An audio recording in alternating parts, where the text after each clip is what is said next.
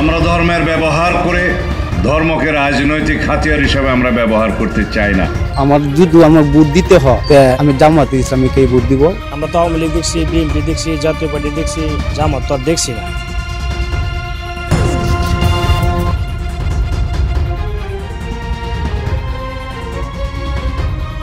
অটোর জন্য আমরা সঠিকভাবে গাড়ি চালাতে পারি না। ওরা কোনো সিগন্যাল টেগনাল দেওয়া ছাড়া, কোনো ইন্ডিকেটার নাই, ওরা যে সেভাবে ডান বামের দিকে চলে যায়। যাওয়ার কারণে আমি নিজে অ্যাক্সিডেন্ট হয়েছি। এই যে আমার এখনও পায়ে এখনও ব্যান্ডেজ করা আছে। এদের জন্য অনেক অসুবিধা। সবাই প্রাইভেট কার চালাতে পারে না, বাইক চালাতে পারে না, মানে এরা কোনো সিগন্যাল মানে না, কোনো কিচ্ছু মানে না, নিয়মকানুন মানে না, যেখানে সেখানে ব্রেক করে। অটোকে তাড়াতাড়ি ঢাকা সিটি থেকে উঠে দেওয়ার জন্য যে ব্যবস্থা নেওয়া যায় সেই ব্যবস্থা নিতে হবে। যখন অটো ছিল না তখন তো তারা চলতে পারছে, সেই ব্যবস্থা করুক, সেই ইনকামগুলো তাদের আবার শুরু করে দেখ, তাদের কর্মস্থানের ব্যবস্থা করে দেখ, নতুন কোনো কর্মস্থান নিয়ে আসুক। নতুন কর্মস্থান হলে তারা কর্মস্থানে ফিরে যাবে এবং ঢাকা শহরের যানজটগুলো কমে যাবে। এই অটোর কারণে এখন প্রত্যেকটা জায়গায় যানজট। আজকে বন্ধের দিনেও বিভিন্ন জায়গায় জ্যাম। আপনার মনে হয় কি তাদের প্রশিক্ষণ বলতে কি, তারা যদি একটা লাইনে মেনটেন করে, একটা সিরিয়াল মেনটেন করে বা একটা সিস্টেমে চলে, তাহলে তো আর কোনো আপত্তি নেই না। কিন্তু তারা তো কিছু বুঝেও না, জানেও না, যথাযথ ব্রেক করে, যথাযথ ডাইনে নয় বামে নেয়, কোনো কিছু বুঝেই না। অতিমাত্রায় গাড়ি হয়ে গেছে, যেটা আসলে ঢাকার জন্য সহনীয় না। গাড়ি অতিরিক্ত হয়ে গেছে, গাড়ি আরও কমাতে হবে এবং তাদেরকে প্রশিক্ষিত করতে হবে। আর আপনি ঢাকা সিটি থেকে শুধু উঠাতে বললেন, সারা বাংলাদেশ থেকে কেন নয়? সারা বাংলাদেশ থেকে উঠাক, পর্যায়ক্রমে উঠাক, আস্তে আস্তে উঠাক। ঢাকা সিটির অলিগলির ভেতরে চলুক, কিন্তু মেন রোডগুলোতে যেন না আসে। জনসাধারণ কিন্তু এখন আপনার এটার উপরেই সবচেয়ে বেশি নির্ভরযোগ্য। আপনার কি এটা জানা? জনসাধারণ, আমিও নিজেও যখন রাস্তাঘাটে চলতে যাবো আমিও সেভ করেই চলাফেরার চেষ্টা করবো। টাকা পয়সা যেখানে সেভ হবে সেখানে চলাফেরা করবো। ওরা যে কোনো অ্যাক্সিডেন্ট করলে সাথে সাথে সরি বলে যে ভুল হয়ে গেছে, এর উপরে আর কোনো কথা থাকে না। যদি তাদেরকে একটা কোনো কথা বলা যায় যে গরিব মানুষ, এই দোহাই দিয়ে তারা চলে যায়, কিন্তু ক্ষতি তো যা হবার যার হয় সে বোঝে। তাদের প্রশিক্ষণ অবশ্যই দরকার, এবং যেমন বাইকারের গাড়ির লাইসেন্স আছে, এই ধরনের সরকারের পদক্ষেপ নেওয়া দরকার। আর দ্বিতীয় হচ্ছে ঢাকা সিটির থেকে এটা আস্তে আস্তে বিলম্ব হলে বেটার হবে। ঢাকাবাসী, অত্যন্ত সাধারণ জনগণ সুস্থ পাবে, কারণ এটার জন্য শুধু অ্যাক্সিডেন্ট না, জ্যামজটেরও একটা অনেক ব্যাপার স্যাপার। শুধু বাইকারদের সমস্যা হয় নাকি সমস্ত বাংলাদেশের বাঙালি জাতেরই এই প্রবলেমটা? আপনার বিশেষ করে ঢাকাবাসী যারা আছে তাদের প্রবলেমটা বেশি। আসলে কি প্রশিক্ষণ দেয় এত মানুষকে, এত ড্রাইভারকে তো প্রশিক্ষণ দেওয়া সরকারেরও সম্ভব না। কিন্তু ঢাকার যে পরিমাণ জায়গা আছে আর যে পরিমাণ রিক্সা, সেটা মানে অনেক বেশি হয়ে গেছে। যে পরিমাণ ক্যাপাসিটি ঢাকায় রিক্সা ধরার মতো, তার কয়েকশো গুণ বাড়ায় গেছে। অতএব এটাকে কমাইতে হবে এবং যারা ঢাকায় চালাবে তাদেরকে প্রশিক্ষিত করতে হবে। এটাই হলো আমার। আগের তুলনায় আপনার এই অটো গাড়ির কারণে আপনার ডিস্টেন্স কি বেশি মনে হয় কিনা? অনেক। সেটা আপনি কি অনুভব করেন না, বা সাধারণ পাবলিক কি সেটা বোঝে না? আপনি যে জায়গায় যাইতে পারেন 20 মিনিটে, সেই জায়গায় যে কোনো গাড়িতে এখন লাগবে অন্তত কমপক্ষে 1 ঘন্টা। রাস্তার মোড়ে, সিগনালে, যেখানেই বলেন, ওরা ওখানে দাঁড়ায় আছে। যখন ট্রাফিক সিগন্যালটা ছাড়ে তখন হুড় করে সবাই যাইতে চায়, কিন্তু ওরা মাঝখানে এমনভাবে রাখবে যে আপনি ডাইনেও যেতে পারবেন না, বামেও যেতে পারবেন না। যে গতিতে ওরা চালায়, যদি কোনো কারণে ব্রেক করতে হয় ওরা তো ব্রেকই করতে পারবে না, ও নিশ্চিত অ্যাক্সিডেন্ট। আমার যদি আমার ভোট দিতে হয় আমি জামাতে ইসলামীকেই ভোট দিব। আমরা তো আওয়ামী লীগ দেখছি, বিএনপি দেখছি, জাতীয় পার্টি দেখছি, জামাত তো আর দেখছি না। ওনারা কোনো বালা ক্ষমতা আইসি কিনা সেটা আমরা জানি না। বয়স আর হয়তো 40-41 বছর বয়স। আমরা মনে করি জামাত আমরা দেখি, আর আওয়ামী লীগ সরকার যে কাজটা করছে এটা আমরা মানে সাধারণ মানুষের চোখে বাড়ছে। নির্বাচন নিয়ে বলতে আমার একটি কথাই, আমরা দেশ গ্রামে থাকি কমি, ঢাকা শহর বহুত বছর থাকি আইছি। আওয়ামী লীগ সরকার তার অবস্থা, দেশের পরিস্থিতি ভালোই গেছে, খারাপ যায় না, যতটুকু চোখের সামনে দেখলাম। কিন্তু উনি ভোট চুরি করছে, দেশের উপকার করছে, রাস্তাঘাট সমাজ ব্যবস্থা আমি মনে করি ভালো করছে। আমি যখন ছোট 7-8 বছর বয়স, তখন আমি ব্রাহ্মণবাড়িয়া আখাউড়া থাকি। তো ওই সময় যাতায়াত যে রাস্তাটা ছিল আমাদের প্রায় 16 থেকে 18 ঘন্টা লাগতো যাওয়া আসা। এখন সর্বোচ্চ 4 থেকে 5 ঘন্টা লাগে। এরকম তো কইছে যারা কাজ করে গেছে, আমরা দেখছি। সামনে যারা যাইবে ওরা তো এটাই করবো। আওয়ামী লীগ সরকার তো আমরা সাথে কোনো খারাপ করছে না। এই আলেমুলার সাথে মাসে করছে, জেল নিছে, আমরা খালি শুনছি আর কি। এইটার লাগে আমরা একটু কষ্ট লাগে। আলেম তো সবার লেগে সমান, কিন্তু জামাত ইসলামের দেখি না কিনা সময় আমারটা বলতেছি, আমার জন্য আমার যদি আমার ভোট দিতে হয় আমি জামাতে ইসলামীকেই ভোট দিব। মনের ইচ্ছা, মুসলমান ইসলাম ধর্মের মানুষ আমি তো মরেও যেতে পারি, মরানোর থেকে আর কোনো গ্যারেন্টি নাই। কিন্তু আমি জীবন রাজার ভোট আমি দিতে পারি নাই। কিন্তু যদি এই যে তা আসে ভোট, তা আমি জামাতে ইসলামকে ভোট দিব। আমার ইচ্ছা জামাতে ইসলাম, জামাতি নাম পড়লেই, ইসলামের নামটা শুনলে আমার মনটা বইরা যা, কেমন কেমন জানি শান্তি আসে। এটার জন্য আমি জামাতে ইসলামকে ভোট দিব। তাহলে আওয়ামী লীগ সরকার আওয়ার পরে আমি মনে করি রাস্তাঘাট হয়েছে, তাহলে উনি ভালো করে গেছে। আর হয়তো উনি ভোট চুরি করছে উনি ক্ষমতা থাকার লাগে, আর ক্ষমতা তো সবাই চায়। কারণ যেমন মনে করেন আমার যতটুকু খেয়াল আছে 96 সালে এই বিএনপি সরকার জোর করে থাকার চেষ্টা করছে, 90 দিনের হরতাল দিয়েছিল আমার মনে হইতেছে। দেওয়ার পরে উনি ক্ষমতা ছাড়তে বাধ্য ছিল কতদিন পরে জানি, পরে আওয়ামী লীগ সরকার ক্ষমতা এসে আসার পরে আমার জানা মতে 2001-এর যে নির্বাচন, এটা সুস্থ নির্বাচন হয়েছিল। কারণ উনি আমার জানা মতে মনে হয় 2 দিন না 3 দিন আগে, 72 ঘন্টা আগে শেখ হাসিনা উনি শহীদ দিয়ে লাইমে উঠছেন আমার জানা মতে আর কি, আমি খুব খেয়াল নাই। তা আমি ভোটার হয়েছে আপনার 2008-এ, তখন আমি ছোট হই। তাতে নির্বাচন পরে ফখরুদ্দিন সাহেব ছিল, উনিও এই তখনও সুষ্ঠু নির্বাচন হয়, শেখ হাসিনা আসে। কিন্তু পরের যে নির্বাচনগুলা উনি সুষ্ঠু দেন নাই, উনি ক্ষমতা থাকার জন্য জোর করে এনেছে। যদিও জোর করে নিয়ে থাকে, দেশের উপকার হয়েছে, কিছু আবার কিছু মানুষের ক্ষতিও করছে, আলেম সমাজের কিছু ক্ষতি করছে। হ্যাঁ, তখন কী কারণে করছে উনি জানে, আমরা জানি না। এরপরে এই এখন বর্তমান আমরা চাইতেছি যেহেতু আওয়ামী লীগ নাই, আমরা বিএনপি সরকার তো দেখছি, কারণ জামাত আইলি আমাদের মনে হয় ভালো হইব, ইসলামের একটা আশা করি সুবিধা হইব আর কি। কারণ আমরা তো ভাবছিলাম সংস্কার আমরা শুনছি, কিন্তু কি হয়েছে দেশের আমরা তো কিচ্ছু পাইছি না। যেই সেই তাহলে উনির দোষটা আছেন কি, অন্ত দেখছে লাউ আর কদু সমান সমান।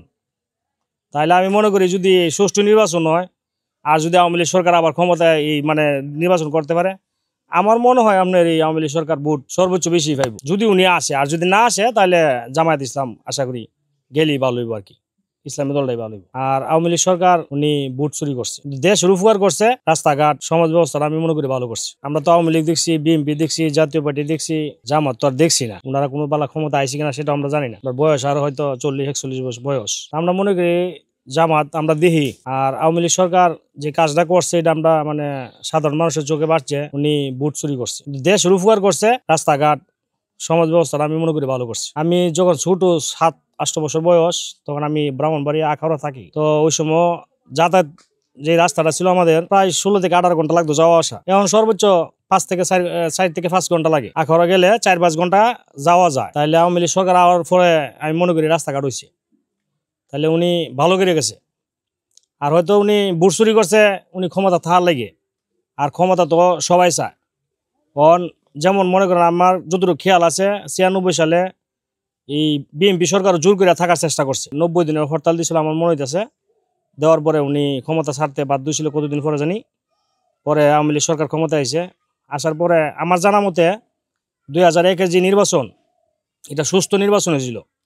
কারণ উনি আমার জানা মতে মনে হয় 2 দিন না 3 দিন আগে, 72 ঘন্টা আগে শেখ হাসিনা উনি শহীদ দিয়ে লাইমে উঠছেন আমার জানা মতে আর কি, আমি খুব খেয়াল নাই। তা আমি ভোটার হয়েছে আপনার 2008-এ, তখন আমি ছোট হই। তাতে নির্বাচন পরে ফখরুদ্দিন সাহেব ছিল, উনিও এই তখনও সুষ্ঠু নির্বাচন হয়, শেখ হাসিনা আসে। কিন্তু পরের যে নির্বাচনগুলা উনি সুষ্ঠু দেন নাই, উনি ক্ষমতা থাকার জন্য জোর করে এনেছে।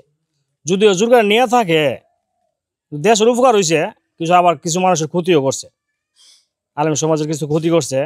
হ্যাঁ, তখন কী কারণে করছে উনি জানে, আমরা জানি না। এরপরে এই এখন বর্তমান আমরা চাইতেছি যেহেতু আওয়ামী লীগ নাই, আমরা বিএনপি সরকার তো দেখছি, কারণ জামাত আইলি আমাদের মনে হয় ভালো হইব, ইসলামের একটা আশা করি সুবিধা হইব আর কি। কারণ আমরা তো ভাবছিলাম সংস্কার আমরা শুনছি, কিন্তু কি হয়েছে দেশের আমরা তো কিচ্ছু পাইছি না। যেই সেই তাহলে উনির দোষটা আছেন কি, অন্ত দেখছে লাউ আর কদু সমান সমান।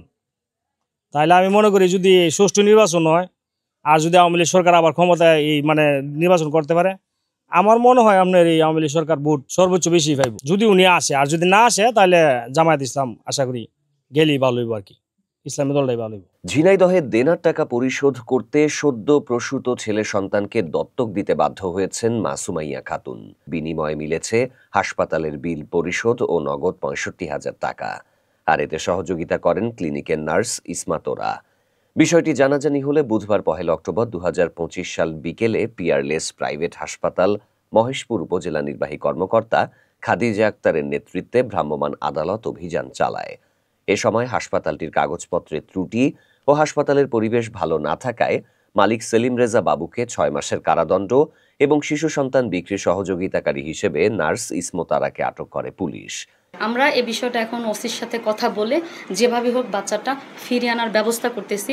এর আগে গত মঙ্গলবার দুপুরে ঝিনাইদহের মহেশপুর উপজেলার নেপার মোড়ের পিয়ারলেস প্রাইভেট হাসপাতালে ঘটে ঘটনাটি। সুমাইয়া খাতুন ঝিনাইদহের মহেশপুর উপজেলার যাদবপুর ইউনিয়নের আনসার মোড়ের সাত্তার আলীর ছেলে মৃত আলামিনের স্ত্রী। সুমাইয়া পরিবারের সদস্যরা জানান 4 মাসের গর্ভবতী থাকা অবস্থায় হৃদরোগে আক্রান্ত হয়ে সুমাইয়া খাতুনের স্বামী আলামিন মারা যায়। এরপর থেকে সুমাইয়ার জীবনে নেমে আসে চরম সংকট। আওয়ামী লীগ ছাড়া এদেশে নির্বাচন করলে ভালো হবে না, এ দেশের জনগণ এগুলা মানবে না। আওয়ামী লীগ সরকার আমলে তো ভালোই ছিল, আওয়ামী লীগের আমলে দেশের পরিস্থিতি অনেক ভালো ছিল। আওয়ামী লীগ আমলে তো উন্নয়ন হয়েছে, উন্নয়ন সারা বাংলাদেশে উন্নয়ন হয়েছে। হ্যাঁ, ভবিষ্যতে এদেশে আওয়ামী লীগের নির্বাচন করার দরকার আছে। ফার্স্ট পিরিয়ড হলো উপরওয়ালার ব্যাপার, যে সব দলকে নিয়ে নির্বাচন করাই বেশ ভালো হয়। এদেশের জনগণ চায় শুধু সব দল মিলেই নির্বাচন করুক। আমার মনে হয় আওয়ামী লীগ আছে, জাতীয় পার্টি আছে, এদেরকে বাদ দিয়ে নির্বাচন করা আমার মনে হচ্ছে যেটা সঠিক হবে না। আমার মনে হইতেছে যে দলগুলারে নিয়ে ওরা নির্বাচনের জন্য প্রস্তুতি দিতেছে, এতে আমার মনে হয় যে সুষ্ঠু নির্বাচন ওরা করতে পারবে না, কারণ উনি ডেটের পর ডেট পিছাইতেছে ইউনূস সাহেব। এবং আওয়ামী লীগ আমলে যখন আওয়ামী লীগ নির্বাচন করছে সবাই আসছে, আসার পরেও দেখা গেছে যে আওয়ামী লীগে 65% ভোট কালেক্ট হয়েছে। কিন্তু আমার মনে হইতেছে যে এই সরকার যদি নির্বাচন দেওয়ার পরে দেখা গেছে যে 25% ভোট কাস্ট হয় কিনা মনে হয় না। আওয়ামী লীগ ছাড়া এদেশে নির্বাচন করলে ভালো হবে না, এ দেশের জনগণ এগুলা মানবে না। এদেশের জনগণ চায় শুধু সব দল মিলেই নির্বাচন করুক, এতে আমি আশাবাদী। আওয়ামী লীগের আমলে দেশের পরিস্থিতি অনেক ভালো ছিল, কারণ সাধারণ জনগণ এবং শ্রমিক তাঁতি এরপরে খামার কুমার এরা সবাই মনে করো বেচা কিনা বা কাজকর্ম ভালোভাবে করতে পারতেছে। এখন দেখা গেছে যে সন্ত্রাসী এ দেশ ভরা, সন্ধ্যার পরে এদিক দিয়ে গরু চুরি হয়, এদিক দিয়ে টাকা ধরে রেখে দেয়, এই অবস্থা শুরু হয়েছে। দেশের আইন শৃঙ্খলা বিশৃঙ্খলা হচ্ছে। বিএনপি এবং আওয়ামী লীগ একটা বড় দল, দুইটা। ধরো বিএনপি অনেক বড় দল, কিন্তু বিএনপির যেগুলা লোকাল এই পোলাফান আছে, মানে যেটারে বলে যে শিশু কিশোর, এরা হইলো সন্ত্রাসী, মানে এরারে দিয়ে এরা সন্ত্রাস করতেছে, চাঁদাবাজ করতেছে, মানুষের ট্যাগ দিচ্ছে, কিন্তু কেউ বলার মতো সাহস পাচ্ছে না, কারণ আওয়ামী লীগ যারা নেতা এরা তো দেশে নেই, সব পলাতন, কিন্তু যারা আছে এরা বললেও বলতে পারে না। আর প্রতিদিনে প্রত্যেকটা মহল্লা মহল্লা এই বিএনপির লোকজন এই বিশৃঙ্খলা সৃষ্টি করছে। এরপরে ব্যবসা বাণিজ্য, দেশের পরিস্থিতি অনেক খারাপ, মানে কোনো ব্যবসায়ী ভালো না, সাধারণ মানুষ বাজারে আসতে চায় না, কারণ এদের কর্মকাণ্ডের জন্য। জামাত একটা দল, এটাও অনেক ভালো দল, কিন্তু জামাত মনে হয় যে ফাঁস করবো, এটা আমার মনে হয় না, কারণ জামাত পাশ করতে পারবে না, কারণ জামাতের লোকজন হইলো একতরফার লোক, ওরা কাউরে ভালোবাসে না। আর জামাত যদি নির্বাচনে পাশ করে, তাহলে মহিলা যারা শেখ হাসিনার আমলে যে পুরুষ এবং মহিলা সমান অধিকার, এই অধিকারটা এরা বঞ্চিত করবে মেয়েদের, এই জন্য জামাত আসতে পারবে না আমার মনে হইতেছে। এনসিপি হঠাৎ করে কই থেকে এনসিপি আসছে, কারণ ছাত্র পোলাপান, এটার ব্যাপারে মনে করেন ছাত্র পোলাপানের কি জ্ঞান আছে বা কি আছে, শিক্ষিত হইলেই যে সবকিছু চালাইতে পারবে এটা ঠিক না, কারণ যারা জন্মগতভাবে রাজনীতি করে মনে করেন যে বয়স হয়েছে 60 আপ, এরকম লোকের দরকার এবং সৎ লোকের দরকার। হ্যাঁ, ভবিষ্যতে এদেশে আওয়ামী লীগের নির্বাচন করার দরকার আছে। ফার্স্ট পিরিয়ড হলো উপরওয়ালার ব্যাপার, হ্যাঁ, জনগণের ব্যাপার। জনগণ যদি ইচ্ছা করে যে কারে এদেশে সরকার রাখবে, জনগণই বুঝে, জনগণের ঊর্ধ্বে কেউ নয়।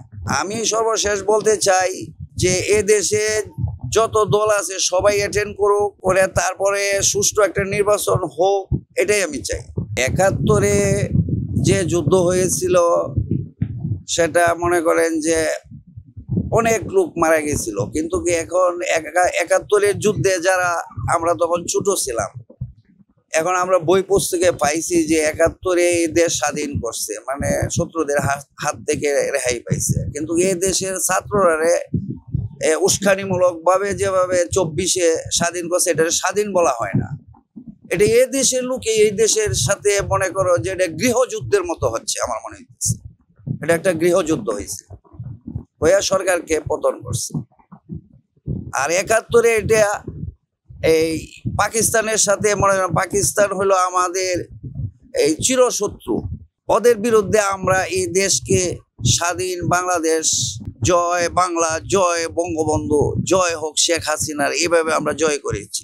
আমি তো মনে করি সব দল যদি নির্বাচনে অংশগ্রহণ না করে তাহলে তো এইভাবে আরেক সরকার যখন ক্ষমতা আসবে তখন অবৈধ বলবে।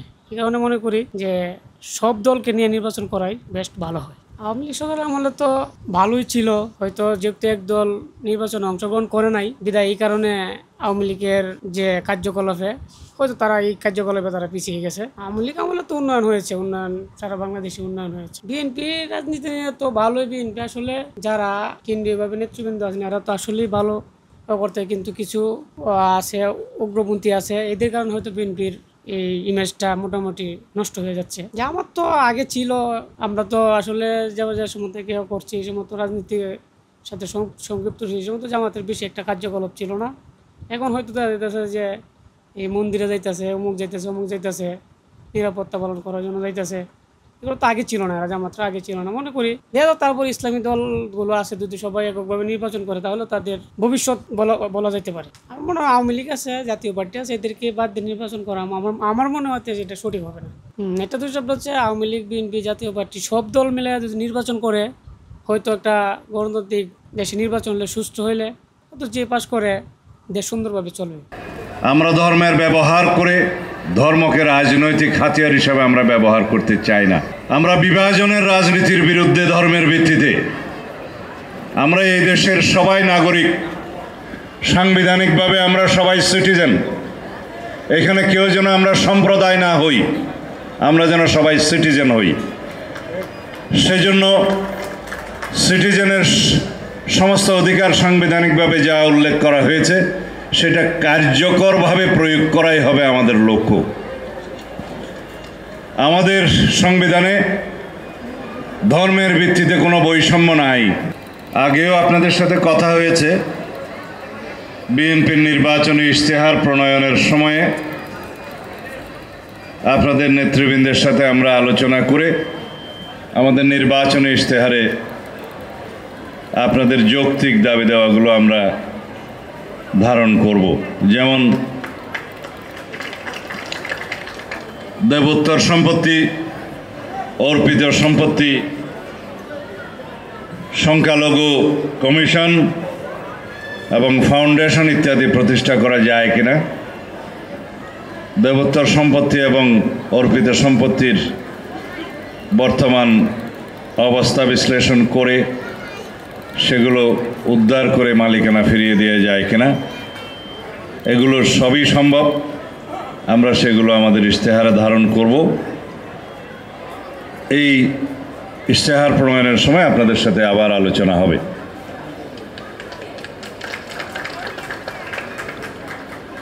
আমরা বাংলাদেশে হিন্দু, বৌদ্ধ, খ্রিস্টান, মুসলিম, অমুসলিম, পাহাড়ি, সমতলে সকল নাগরিকের সমন্বয়ে আমরা একটি ঐক্যবদ্ধ সমন্বয়ের রাজনীতি করি এবং এই সমন্বয়ের রাজনীতিকেই আমরা রাষ্ট্র পরিচালনার মূলনীতি হিসাবে গ্রহণ করি। সুতরাং আমাদের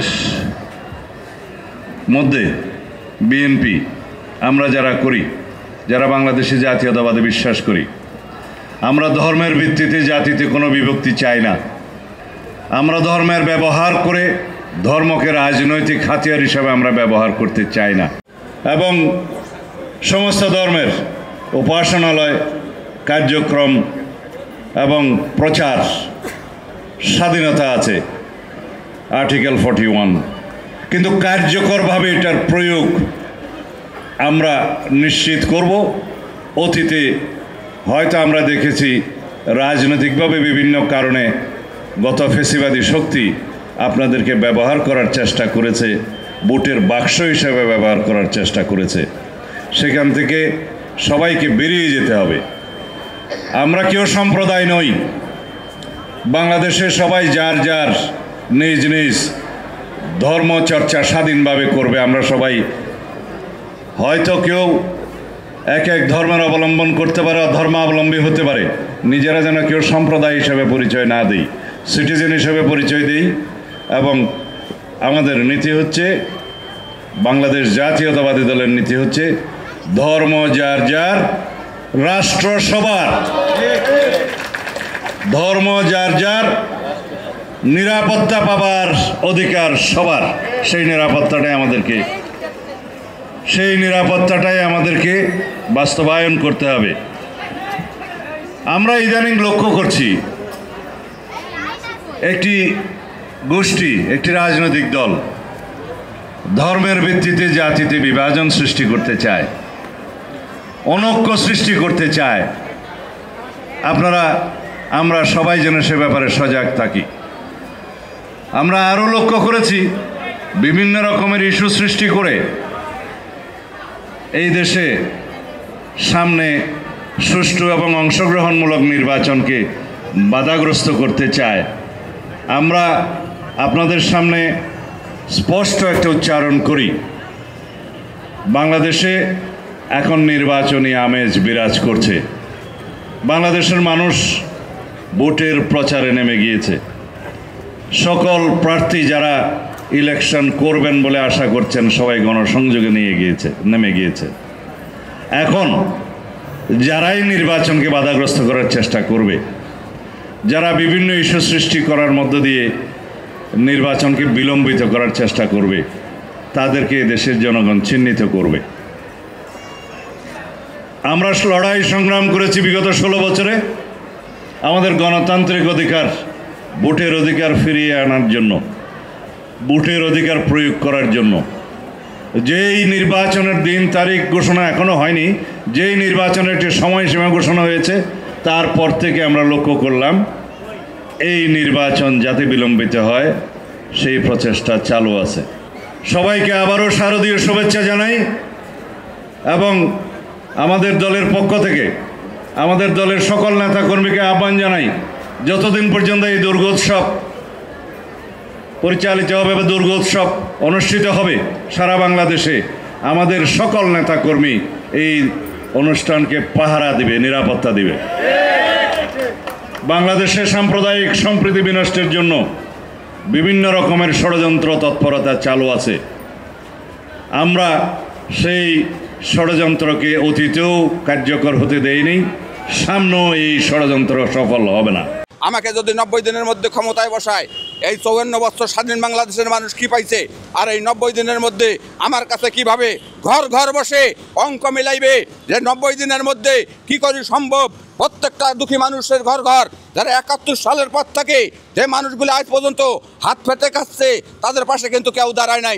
আমি ঘোষণা দিচ্ছি প্রত্যেকটা পরিবারকে আমি 90 দিনের মধ্যে প্রত্যেকটা ঘর ঘর 5 লক্ষ টাকা আমি ঘর ঘর পৌঁছায় দেব। 71 সালে আমি যুদ্ধ দেখছি। উদ্দেশ্য কী ছিল? যুদ্ধ করার উদ্দেশ্য হলো পাকিস্তান আমাদের কাছে জুলুম করতো, নির্মম অত্যাচার করতো, আমরা আলাদা হব, আমরা স্বাধীন দেশে বসবাস করব, আমাদের সাধারণ মানুষের মুখে হাসি ফুটবে। দ্বিতীয় উদ্দেশ্যটা ছিল আমরা আমাদের দেশ স্বাধীনভাবে আমরা সরকারি অফিসে যাব, টাকা পয়সা ছাড়া আমরা সুন্দরভাবে কাজ করিয়ে চলে আসবো। আজকের 54টা বছর হলো আমরা কিন্তু সরকারি কর্মকর্তা একটাও আমরা মানুষ রূপে গড়িয়ে তুলতে পারিনি। এটা ব্যর্থতার জায়গা। যারা রাষ্ট্র পরিচালনা করছেন, যেভাবে পরিচালনা করেন, আজ পর্যন্ত কলমচোর মুক্ত বাংলাদেশ একটা অফিস আমরা করতে কিন্তু পারিনি। আমার অভিজ্ঞতার জায়গার থেকে আমি এই কারণে ডিসিশন নিয়েছি, আপনার ক্যামেরার মাধ্যমে স্বাধীন বাংলাদেশের 18 কোটি মানুষ যদি আমাকে সুপারিশ করে, দেশের দায়িত্ব যদি আমাকে দিতে দেয় 90 দিনের জন্য, বেশি দিন না, 90 দিনের জন্য মাত্র, আমি কিছুদিনের জন্য বেসিক ধারণা দেব 18 কোটি মানুষের উদ্দেশ্যে দেশ কীভাবে পরিচালনা করতে হয়। আমি যদি ক্ষমতা পাই আর সাধারণ মানুষ যদি আমাকে সুপারিশ করি, ক্ষমতায় বসাইতে পারেন মাত্র 90 দিনের জন্য। এই 54টা বছর আমাদের দেশ স্বাধীন হওয়ার অতিবাহিত হইল, আমরা কিন্তু আজ পর্যন্ত এই বাংলাদেশের মাটিতে আমরা কিন্তু কোনো দুঃখী মানুষের মুখে হাসি এখন পর্যন্ত ফুটাইতে পারি নাই।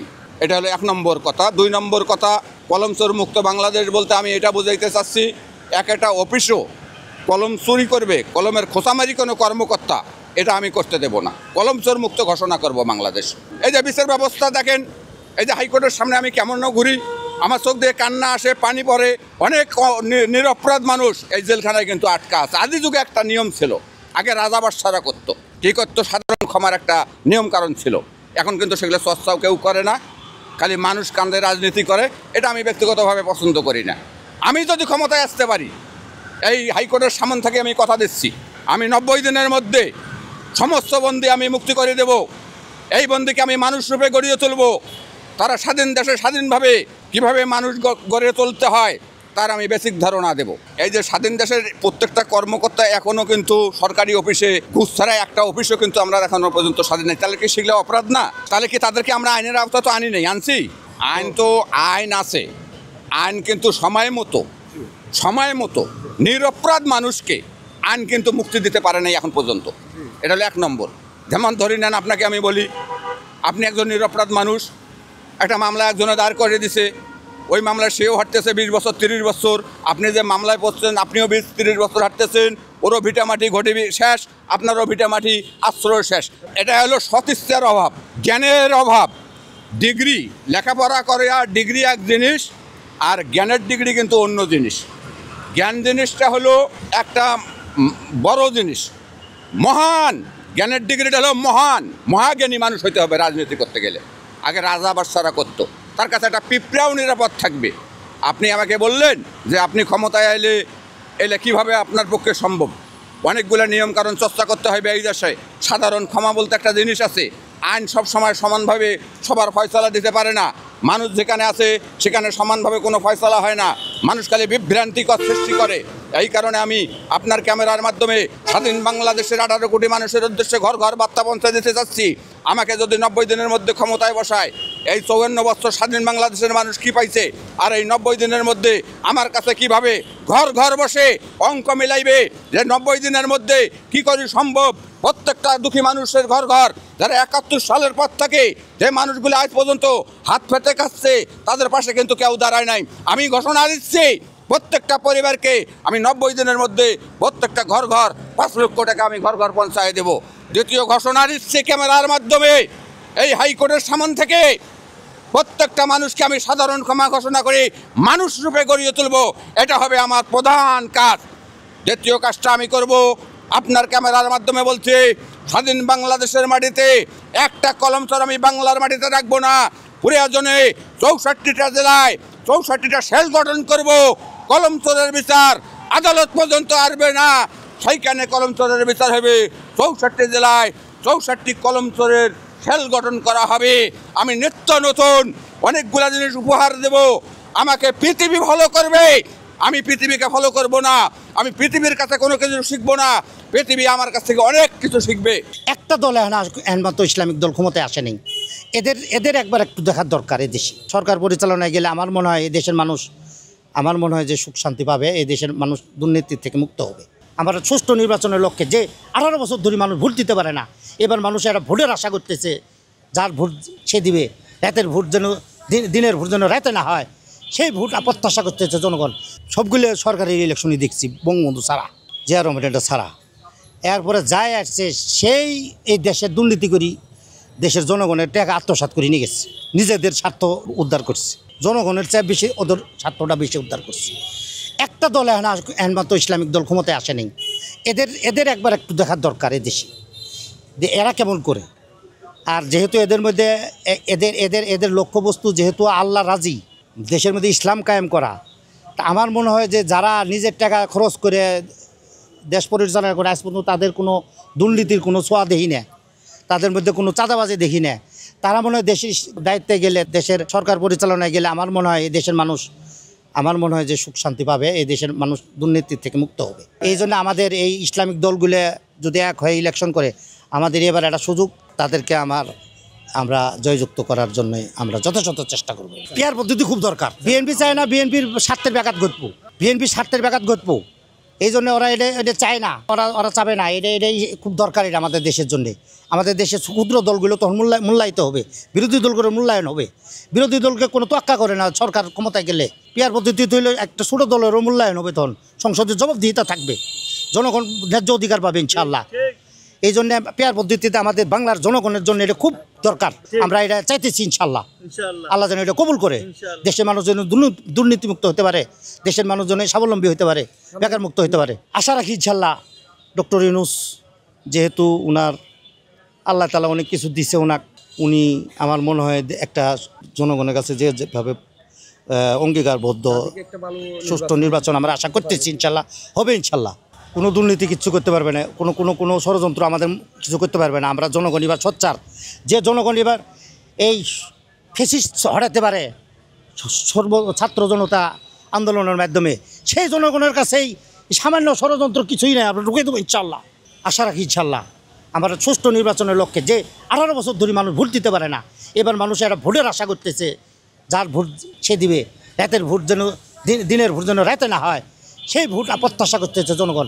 যার কারণে একটা শক্তিশালী দল আওয়ামী লীগ যে জনগণকে জিম্মি করে রাখছিল 18 বছর, তাকে যদি আমরা এই বাংলাদেশ ছাড়া করতে পারি, তাহলে আমরা এই সামান্য একটা ষড়যন্ত্রকারী এগুলোকে আমরা রুখে দিতে পারবো না ইনশাল্লাহ। অবশ্যই আমরা রুখে দেবো ইনশাল্লাহ। যদি জামাত ইসলাম সরকার আছে, দেশের ভিতরে দুর্নীতি চলবো না, রাজাকার চলবো না, দেশ সুস্থ এবং সাদাবাজি মুক্ত দেশ হইব, ইসলামিক শাসন মুক্ত ছিল। আমরা সবাই চাই ইসলামিক শাসন মুক্ত। এই দেশে প্রত্যেকটা মানুষের ঋণ, একটা মানুষের 1 লাখ টাকা 2 লক্ষ করে টাকা ঋণ, কই তো পাইছে টাকা, মেট্রোল করছে কই পাইছে, সমস্ত টাকাগুলো এই দেশের জনগণের।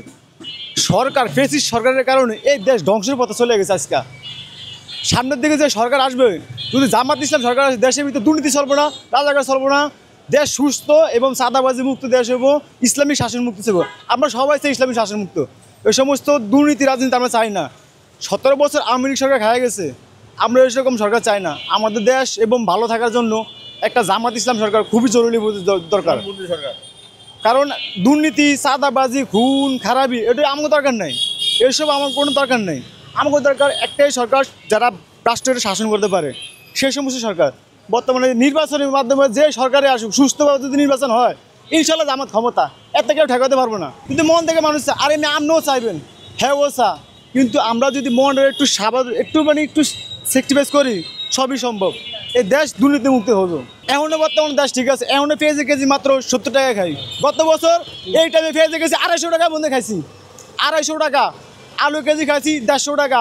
এখন 5 কেজি আলু মায়ের ভাত 100 টাকা দিয়ে ভাই। এর দেশ ভালো চলবে করতে ডক্টর ইউনূস আমাকে খুব ভালো করতেছে। ডক্টর ইউনূস তো কোনো তো সরকার না, হ্যাঁ তো কিছুদিনের জন্য সরকার দিচ্ছে, হ্যাঁ দেশে ভালোভাবে চেষ্টা করতেছে। কিন্তু কিছু কিছু লোক এই ইন্ডিয়া দালালরা বাংলাদেশে ধ্বংস করার চেষ্টা করতেছে। বর্তমানে মিডিয়া জগতে ঢুকে নামলে দেখেন ওরা মূর্তি বানায় রাখছে। আরে মিয়া, দেশটা ধ্বংস করার জন্য ইন্ডিয়া একমাত্র যথেষ্ট, আর কারো যথেষ্ট না। না দেখেছেন 2023-এ দেখেছেন, 24-এর জুলাইয়ের পর থেকে এখন পর্যন্ত আমি যাইনি।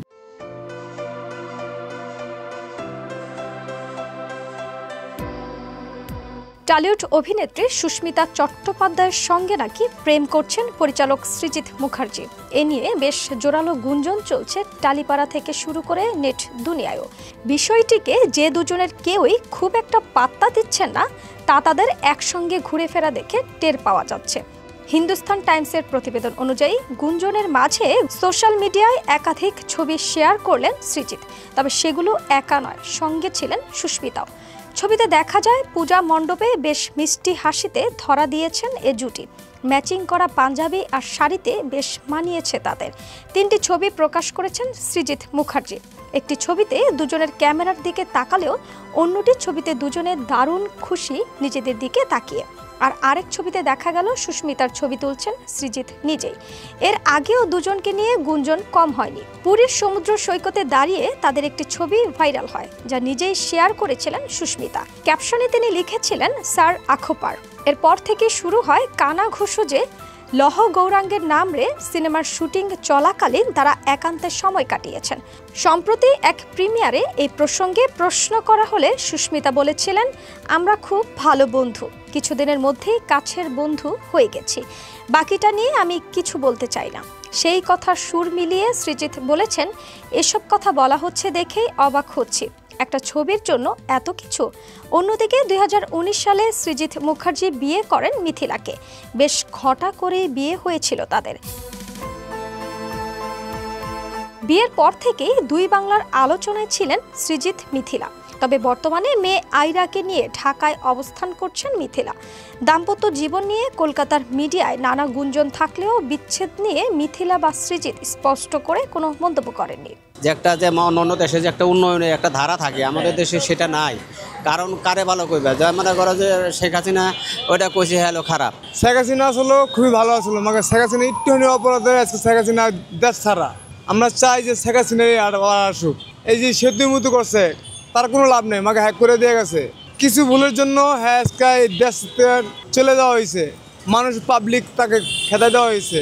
অনেক কি করবো, অনেক সিদ্ধান্ত পাবলিক যেটা চায় আমরা এটা চাই। নির্বাচন আমরা ভালো চাই, সূক্ষ্ম নির্বাচন আমরা তো চাইলে কি ওই যে জায়গাতে তো চা না, এটাই মেন সমস্যা। না ওই যে একটু অপরাধ করছে, সামান্য অপরাধ, মুক্তিযুদ্ধ করে চাকরি দিব, মুক্তিযোদ্ধা যারা ছাড়া তাকে চাকরি দিব না, এই একটা অপরাধ। এই অপরাধেই আজকে দেশ ছাড়া। এটা উনি করেছে মানে লুক দিয়া, বুঝছেন, মানে হ্যাঁ তো করে নাই, করাইছে লুক দিয়া অপরাধ। মানে এই অপরাধ তো আগে ধরাও নাই, এটা যদি আগেই ধরতো তাহলে কিন্তু আজকে শেখ হাসিনা খাঁচার ভিত্তি থাকতো। অপরাধ মানে হ্যাঁ তো আপনার যত ছাত্রলীগ, বিএনপি, আওয়ামী লীগ, জাতীয় পার্টি এই সবটির তো যে রিয়াজু করেই তো এই 17 বছর রয়েছে। অগত রিয়াজু না করে তো থাকতো না, রিয়াজু করেই হয় 17 বছর যেমনি ইচ্ছে থেকে গেছে। এই 17 বছরের ভিতরে এই একটু চুল পরিমাণ অন্যায় পাইছে দেখা পাবলিক, ছাত্রলীগ যা আছে সব নিয়ে হেরে বেঁধে দিছে। হ্যাঁ কি সংসদ থেকে পালাতে দেরি বাধ্য, কিছু বলার নেই। হ্যাঁ ভুল করছে আরও হ্যাঁ লগে আরও ভালো প্রার্থী আছে, তাদের সাথে বললা যদি মীমাংসা করে যদি নিয়ন্ত্রণে আসতো তাহলে হ্যাঁ আজকে ওই 5 বছর করে এই গতি চালাই দিতে পারতো, পালাতে হতো না।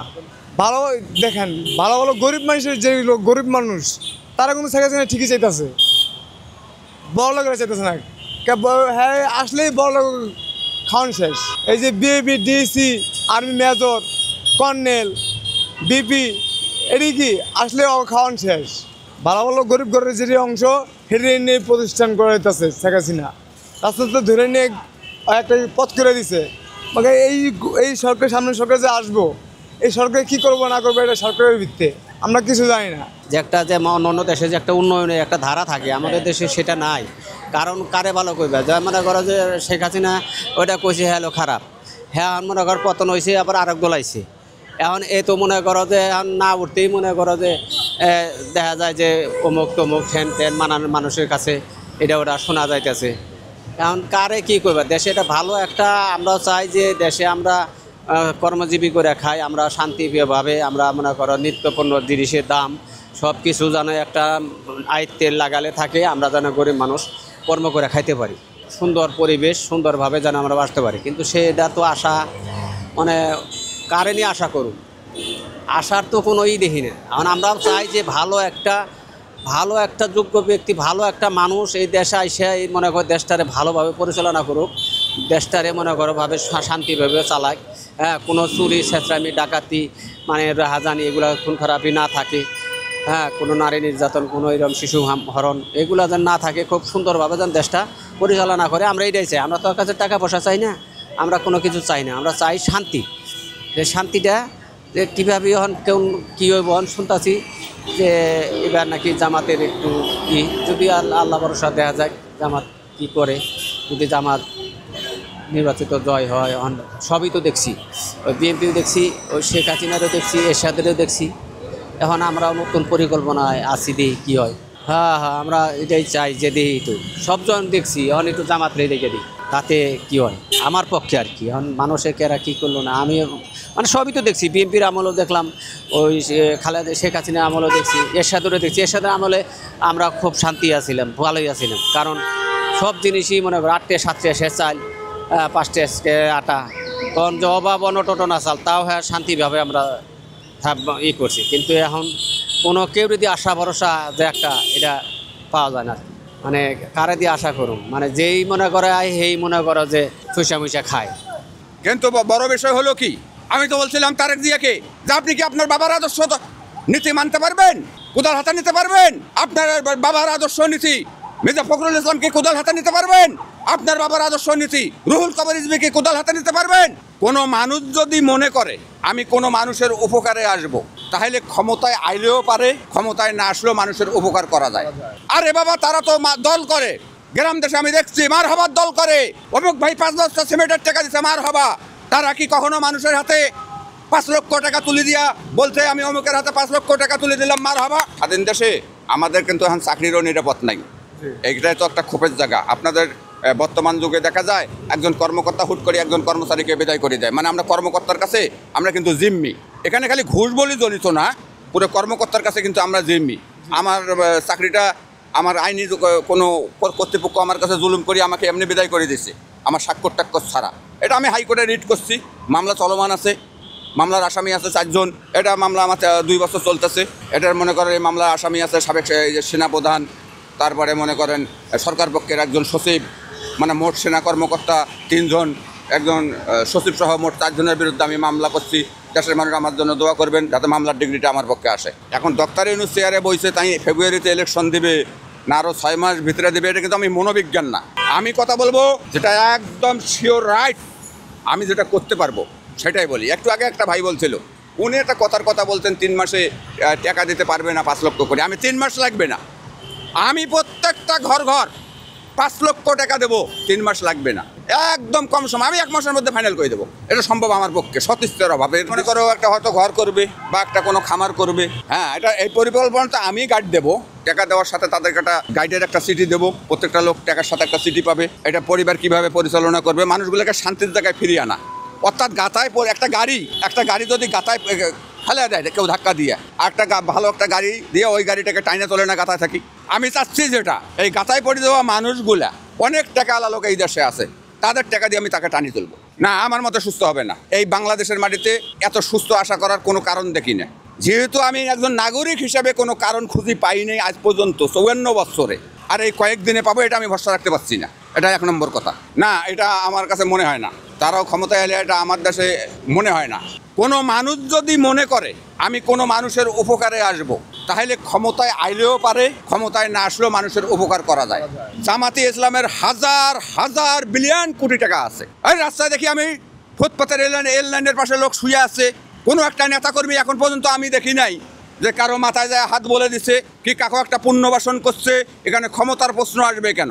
মানুষ যদি মনে করে আমি মানুষের পাশে দাঁড়াবো, এখানে ক্ষমতায় আসলেও পারবে, না আসলেও পারবে।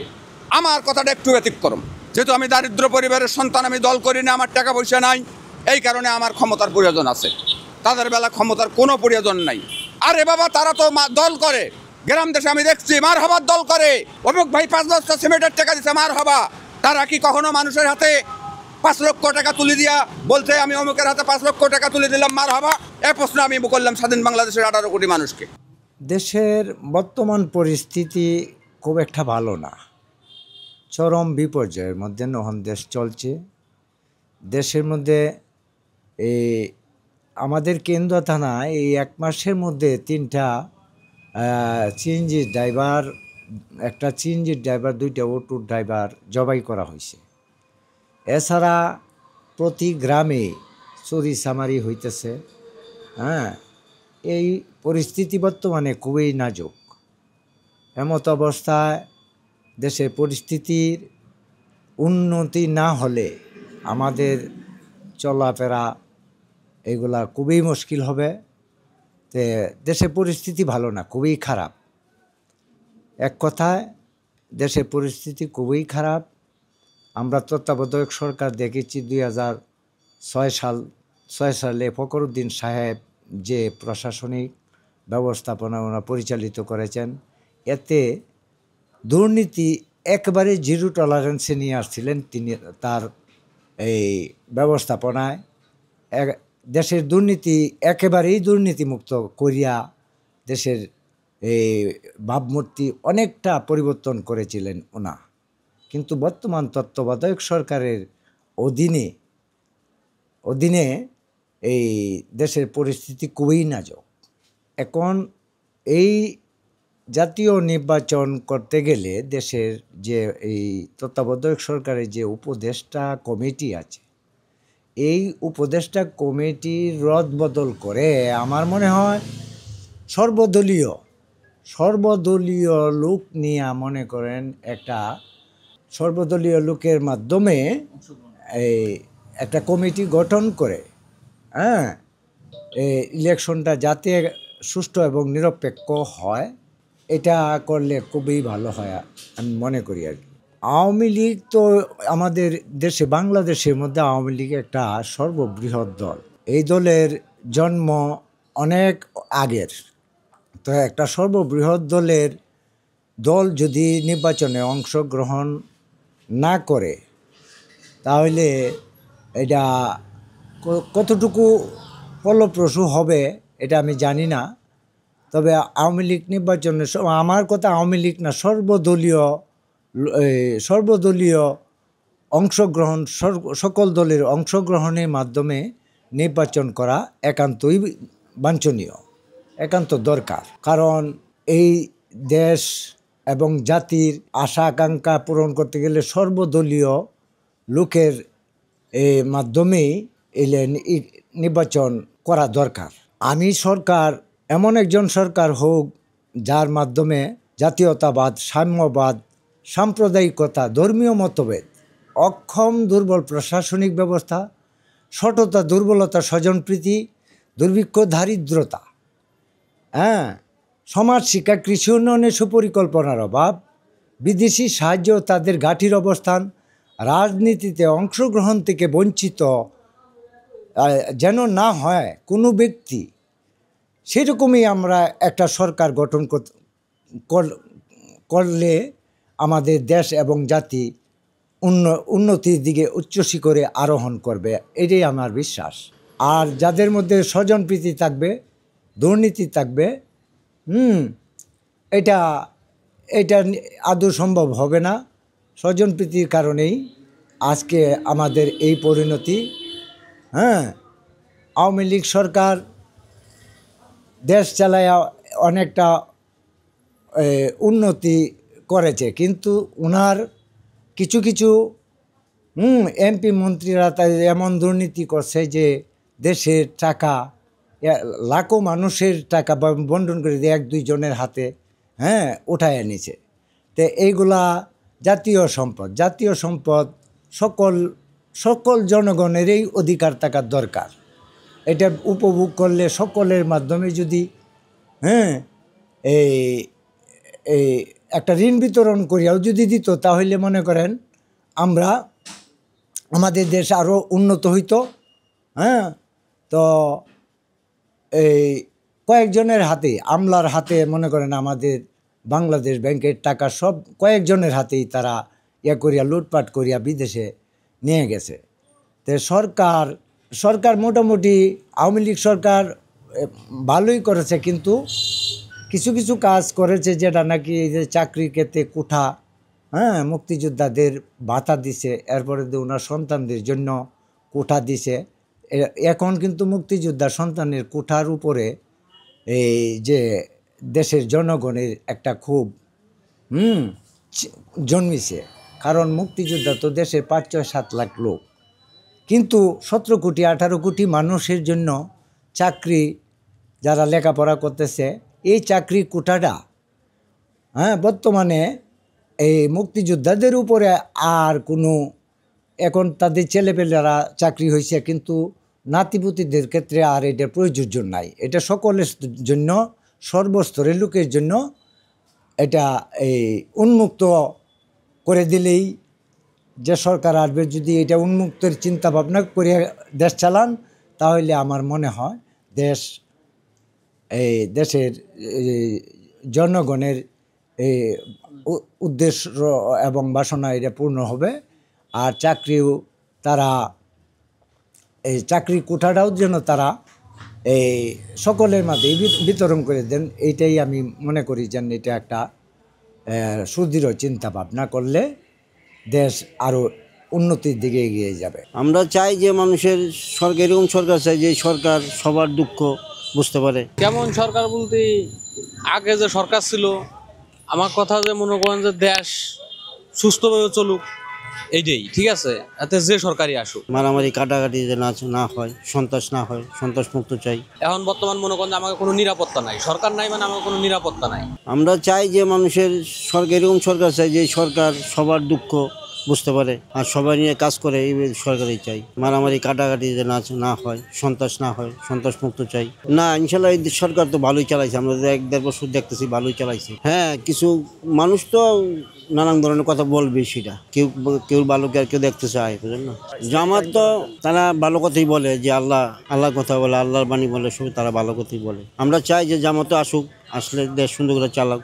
বলা যায় যে তারা যদি আল্লাহর হুকুমে চালায়, দেশ সুন্দরভাবে চলতে পারে। আমি কোনো দল করি না, তো দল সম্বন্ধে আমার কোনো অভিজ্ঞতা নেই, বুঝলেন না।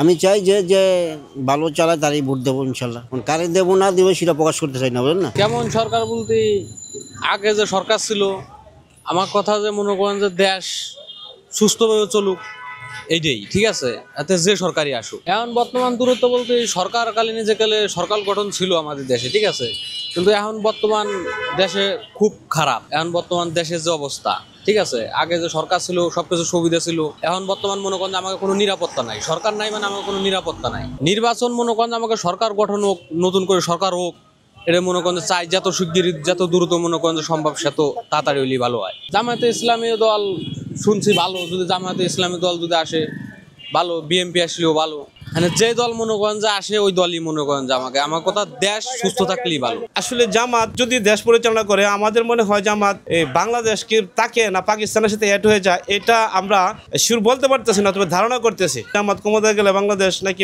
পাকিস্তানের একটা অংশ হয়ে যেতে পারে। আমরা চাই একটা সুন্দর গণতান্ত্রিক এদেশে প্রচলিত হোক, জনগণের ভোটের মাধ্যমে একজন সুষ্ঠু সৎ ভালো দেশ পরিচালনার দায়িত্বে আসুক, তাহলে সাধারণ মানুষ, এ দেশের মানুষ হাসি মুখে থাকবে, নিজের মৌলিক অধিকারগুলা পূরণ করতে পারবে।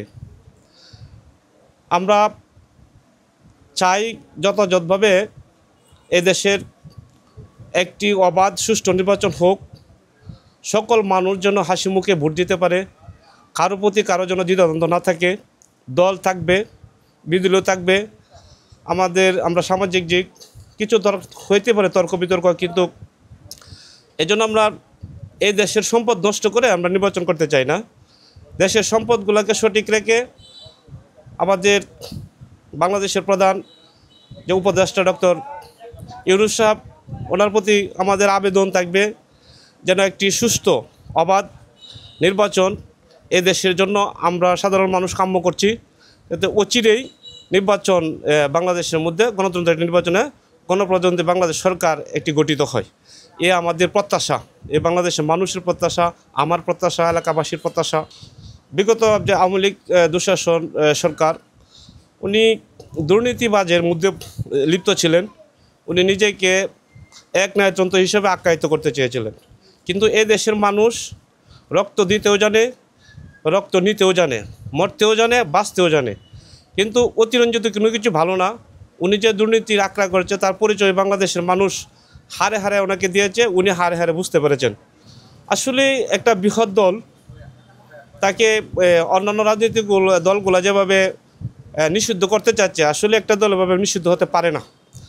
দেশের গণতান্ত্রিক আছে, সংবিধান আছে, সংবিধান মোতাবেক তাদেরকে যদি বাতিল হয় ক্রমান্বয়ে বাতিল করতে হবে, কিন্তু মৌখিকভাবে যে আমরা দেশে যে প্রচলিত টিভি চ্যানেলের মাধ্যমে বাস্তবে দেখতেছি, এগুলা আসলে ঠিক না। যদি গণতান্ত্রিক সরকার নাই, তাকে বাদ দেওয়ার তো ডক্টর ইউনূস সাহেবের এখতিয়ার আমার মনে হয় সংবিধানে নেই। তাহলে সংবিধান মোতাবেক যদি আওয়ামী লীগ নিষিদ্ধ হয় তাহলে হবে, আর এভাবে তো হইতে পারে না। তবে দেশের যে পরিস্থিতি, আওয়ামী লীগ তো ডক্টর ইউনূস সাহেবের যে অবস্থা নিষিদ্ধ ঘোষণা করতেছে, আওয়ামী লীগ তো মনে হইতেছে নির্বাচন আসবে না। যদি নির্বাচন আসে তাহলে ভালোই হইতো, তাহলে এই দেশের নির্বাচনটা সকল মানুষ অংশগ্রহণ করলো। বিএনপি রাজনীতির মতো বিএনপি রাজনীতি 17 বছর ধরে এরা এই দেশের গণতান্ত্রিকের জন্য রক্ত শ্রম দিয়েছে, এ দেশের জন্য অনেক নির্যাতিত হয়েছে। বিএনপি আসলেই তো বিএনপি শুধু আমার মতো বাংলাদেশে চেয়েছে গণতান্ত্রিক এটা ফিরে আসুক, বা সাধারণ মানুষ মন খুলে ভোট দেওক, তাদের আশা প্রত্যাশা, তাদের ভোটের মাধ্যমে সরকার গঠিত হোক, বিএনপি সরকার যাক আর নাই যাক, বিএনপি এটা চাইছে না। চাইছে যে গণতান্ত্রিক ভোটটা যাতে মানুষ প্রয়োগ করতে পারে, কাকে দিল না। বিএনপি আমার মনে হয় এরকম চিন্তা করে নাই। এরা গণতন্ত্রকে প্রতিষ্ঠিত করার লক্ষ্যেই এরা এই দীর্ঘ 17 বছর আন্দোলন চালিয়ে যাচ্ছে দেশের মানুষের জন্য, এই দেশের জন্য, এই দেশ রক্ষা করার জন্য, দুর্নীতির হাত থেকে দেশকে মুক্ত করার জন্য। আসলে জামাত ওরা নিজেরা চাচ্ছে যে নিজেরাই ক্ষমতা আসুক। আসলে এভাবে এরা যতটুকু বাড়াবাড়ি করতেছে আমরা বিগত বছরে দেখি নাই। এরা আন্দোলন ঠিক আছে, দেশের জন্য আন্দোলন করছে, কিন্তু ইদানিং জামাত একটু বেশি বাড়াবাড়ি করতেছে। মনে হচ্ছে যে এরা নিজেরাই ক্ষমতা এসে গেছে। আসলে ক্ষমতা এভাবে দিবে না মানুষ ভোট। আপনারা আসেন, মাঠে কাজ করেন, জনগণ যদি চায় আপনারা এই দেশ পরিচালনা করেন, কিন্তু এভাবে উত্তেজিত হয়ে আপনারা ক্ষমতা আসতে পারবেন না। মানুষের ভালোবাসার মাধ্যমে আসতে পারবে। যে কাজগুলো বিএনপি এখন করতেছে, মানুষের দৌড়ে দৌড়ে যাচ্ছে, ভোট চাইছে, ভোট ভিক্ষা চাইছে, দেশ যাতে বিএনপির মাধ্যমে পরিচালিত হয়। এরা প্রায় আশ্বাস দিতেছে যদি বিএনপি দেশ পরিচালিত হয়, দেশ উন্নয়ন করবে, শিক্ষা উন্নয়ন করবে, স্বাস্থ্য খাত উন্নয়ন করবে, কৃষকের খাত উন্নয়ন করবে, অর্থাৎ সর্বকাজে তারা উন্নয়নের দিকে দেশকে এগিয়ে নেবে। জামাত যদি দেশ পরিচালনা করে, আমাদের মনে হয় জামাত এই বাংলাদেশকে তাকে না পাকিস্তানের সাথে অ্যাড হয়ে যায়, এটা আমরা শিওর বলতে পারতেছি না, তবে ধারণা করতেছি। তাদের যে লেজুমেন্টিনগুলো আমরা যে বিভিন্ন পত্রিকা, বিভিন্ন চ্যানেলের মাধ্যমে বা সাংবাদিকতার মাধ্যমে যারা এগুলো প্রচার করতেছে, তাদের মাধ্যমে মনে হয় যে জামাত ক্ষমতায় গেলে বাংলাদেশ নাকি পাকিস্তানের একটা অংশ হয়ে যেতে পারে। আমি দুঃখী মানুষের মুখে হাসি ফুটাবো, এই ভাষণে এই কথাটা বঙ্গবন্ধু বলছিলেন, কিন্তু বঙ্গবন্ধু দুঃখী মানুষের মুখে হাসি ফুটাইতে পারেন নাই। না, আমি ক্ষমতা ফাটা কৃষ্ণের কাছে মতো চাবো কেন? ডক্টর ইউনূস কি ফাটা কৃষ্ণের মতো আছে ক্ষমতায়? এই যে ডক্টর ইউনূস এত বড় ডিগ্রি নিয়ে 1 বছর সময় পার করছে, জাতিকে কি দিতে পারছে? আপনি তো যোগ্য এলা লোক, ডিগ্রি এলা লোক, নোবেল পুরস্কার প্রাপ্ত লোক তো আপনারা চেহারা বসাইছেন, তাই না? আমরা কি পেয়েছি? এই যে দুঃখী মানুষের একটা ভাতা ছিল, বয়স্ক ভাতা। অসহায় যখন হয়ে যায়, মানুষ বয়স হয়ে যায়, তখন সে অসহায় হয়ে যায়। একটা পুঙ্গ মানুষ অসহায় হয়ে যায়। আগে ভাতা পাইতো, এখন টোটালি পায় না, হয়তো 6 মাস পরে পায়। মানে নিয়ম শৃঙ্খলা নেই। এই শৃঙ্খলাগুলো ফিরিয়ে আনা। আপনি একটু আগে একটা ভাইকে জিজ্ঞেস করলেন এই ক্যামেরার মাধ্যমে যে উনি ক্ষমতায় যে চায়, কিভাবে চায়। আমি আপনাকে পরিষ্কার করি, আমি কিন্তু ভোটে ক্ষমতা চাইনি, আর আমি দলীয় লোকও না। না, আমি ক্ষমতা ফাটা কৃষ্ণের কাছে মতো চাবো কেন? ডক্টর ইউনূস কি ফাটা কৃষ্ণের মতো আছে ক্ষমতায়? দেশের মানুষ তো তাকে বসাইছে। হ্যাঁ, আমাকেও তো সেই জায়গাটাতে 90 দিনের জন্য বসাইতে পারে। তা আপনারা ক্যালকুলেশন অঙ্ক করবেন। এই যে ডক্টর ইউনূস এত বড় ডিগ্রি নিয়ে 1 বছর সময় পার করছে, জাতিকে কি দিতে পারছে? আমাকে বসাইয়া আপনারা অঙ্ক করবেন। 18 কোটি মানুষ অঙ্ক করবে এই 3 মাসের মধ্যে জাতিকে আমি কি দিতে পারছি। আমাকে না বসার আগে আপনারা এত মন্তব্য করা। নাগরিক অধিকার বলতে আমাদের দেশে 71 সালের পর থেকে এখন পর্যন্ত নাই। যদি নাগরিক অধিকারে থাকতো, আপনি যান না একটা সরকারি অফিসে, এখানে ওই কর্মকর্তা আপনাকে চেয়ার থেকে উঠে স্যালুট করার কথা, সেখানে যা দেখা যায় কর্মকর্তা নাই, এখন নাই, পরে 12টায় আসবে। এইভাবে করতে করতে তারা এখন কি কারণে করে, এগুলো কিন্তু আমরা শৃঙ্খলায় ফিরিয়ে আনবো। এটা হলো 1 নম্বর কথা। দুঃখী মানুষ 71 সালের পর থেকে আজ পর্যন্ত তাদের মুখে কোনো হাসি ফোটে নেই। কোনো দল হাসি ফোটার চিন্তাও করেন নাই। শুধুমাত্র একবার 7 মার্চ ভাষণে বঙ্গবন্ধু বলছিলেন আমি দুঃখী মানুষের মুখে হাসি ফুটাবো। এই ভাষণে এই কথাটা বঙ্গবন্ধু বলছিলেন, কিন্তু বঙ্গবন্ধু দুঃখী মানুষের মুখে হাসি ফুটাইতে পারেন নাই।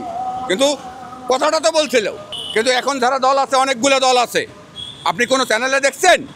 আমাকে দেখাইতে পারবেন যেটা জাতির কাছে ওয়াদা দিচ্ছে যে ওদের বড় কোনো দল ক্ষমতায় এলে দুঃখী মানুষের মুখে হাসি ফুটাইবে, কোনো দল ক্ষমতায় আইলে নিরপরাধ মানুষকে জেল থেকে মুক্ত করবে? কোনো দল কি এখন পর্যন্ত বলছে যে তারা ক্ষমতায় আসলে কলমচোর মুক্ত বাংলাদেশ করবে?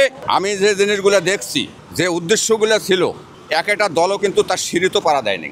এই কারণে আমি ভরসা রাখতে পারতেছি না। সাধারণ মানুষকে তো রক্ষা করতে হবে, শোষণ মুক্ত করতে হবে, কেউ না কেউ তো এগিয়ে আসতে হবে। একটু আগে ক্যামেরায় বললেন এক ভাইকে যে ওনার কি সেই যোগ্যতা আছে কি না। আমার যোগ্যতার আপনি কি দেখবেন? আপনি তো যোগ্য এলা লোক, ডিগ্রি এলা লোক, নোবেল পুরস্কার প্রাপ্ত লোক তো আপনারা চেহারা বসাইছেন, তাই না? আমরা কি পেয়েছি? আমি যদি আপনার প্রশ্ন করি, আমেরিকা মুসি বোঝেন, জুতে সেলাই করে যে রাস্তার মোড়ে বসে, গাছের নিচে বসে জুতে। এই আমেরিকা কিন্তু এই মুসিদার শাসন করছে। ওই আমাকে যে জ্ঞানটা আল্লাহ দিছে, সেই জ্ঞানটা তাদের দেয় নেই। এখানে জ্ঞানের ডিগ্রির প্রয়োজন। এই যে ডক্টর ইউনূস ডিগ্রি পাইছে, দুনিয়াতে আইছে, কলেজে লেখাপড়া করছে, একটা ডিগ্রি নিছে। আর আমি মায়ের পেট থাকি এই পৃথিবী পরিচালনা করার ডিগ্রি নিয়ে দুনিয়াতে আইছি। এখানে পার্থক্য না। আমি কোনো আমি তো দল করি না। সর্বপ্রথম বলছি, আমি যদি একটা মিটিং ডাক দেই, বাংলাদেশ সরকারের ক্ষমতা নাই, আমাকে একটা মাঠ দেয়, সব মানুষ আমাদের দিকে তাকায় আছে। সাধারণ মানুষ, রিস্কা আলা, ভ্যান শ্রমিক, কৃষক, গার্মেন্টস শ্রমিক, সাধারণ মানুষ যেগুলা তারা আমার দিকে তাকিয়ে আছে। আমি কিন্তু 4টা মানুষ এক জায়গায় করার জন্য আমি কিন্তু হই হাল্লা পছন্দ করি না। আমি ঠান্ডা মাথায় আপনাদের ক্যামেরার মাধ্যমে প্রত্যেকটা ঘর ঘর আমি বার্তাটা পৌঁছে দিচ্ছি।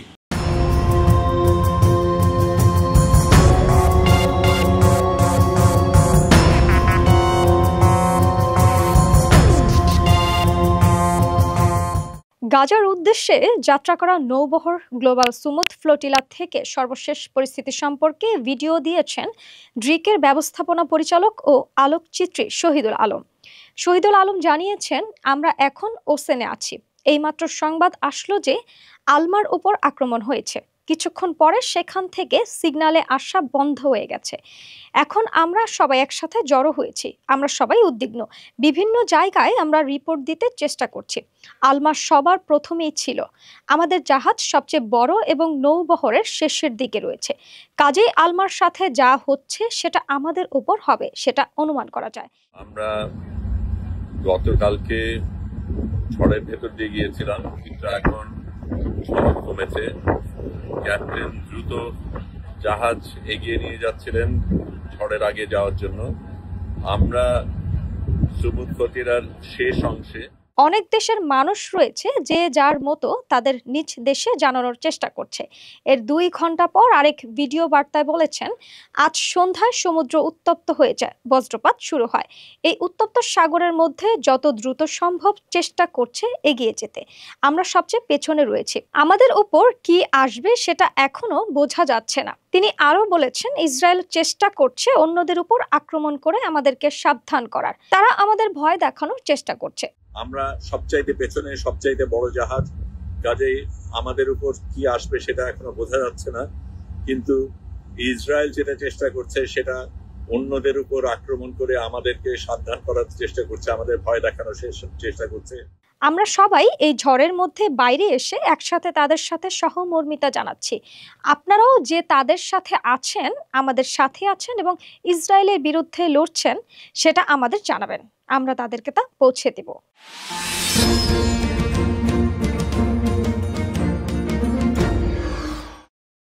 1958 সালে বিএনপি দলটি গঠিত হয়েছে শহীদ জিয়া রহমান নেতৃত্বে। তিনি বাংলাদেশের অনেক উন্নয়নমূলক কাজ করেছে। তাই আমি চাই যে আগামী নির্বাচনে বিএনপি বিপুলভাবে জয়লাভ করুক।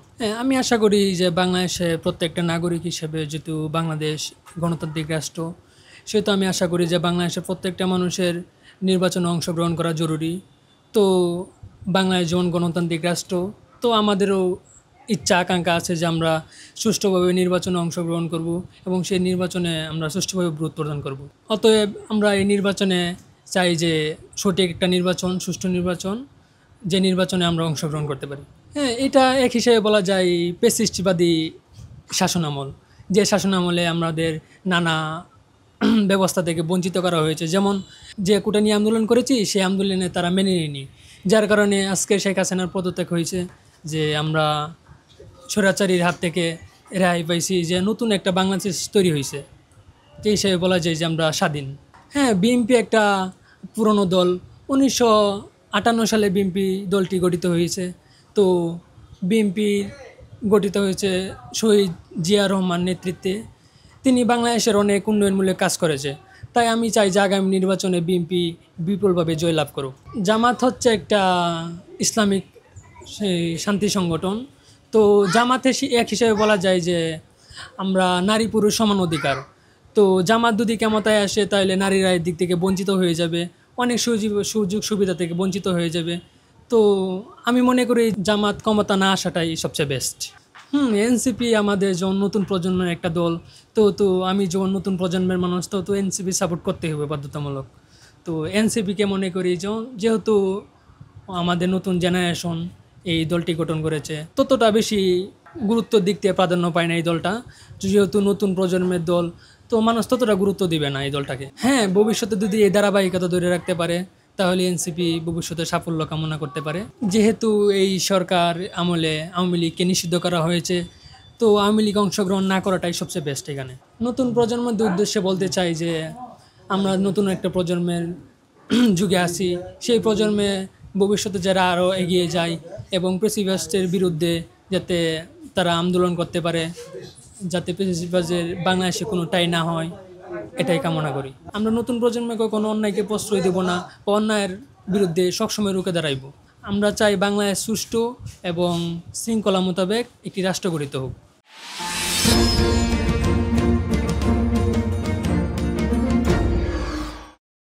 বিএনপিকেও মানুষ ভোট দিবে স্যার, কে যে মানুষের ধরে মারে ক্যান করে, এই জন্য জামাত চাঁদাবাজি করে না, কোনো মজুর নাই তো।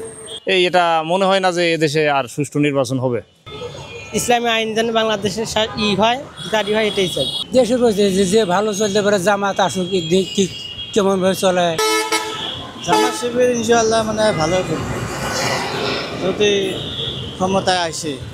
আর আমার চিন্তা ভাবনা আছে যদি সুস্থ নির্বাচন হয় তাহলে জামাতকে ভোট দেওয়ার চিন্তা ভাবনা আছে।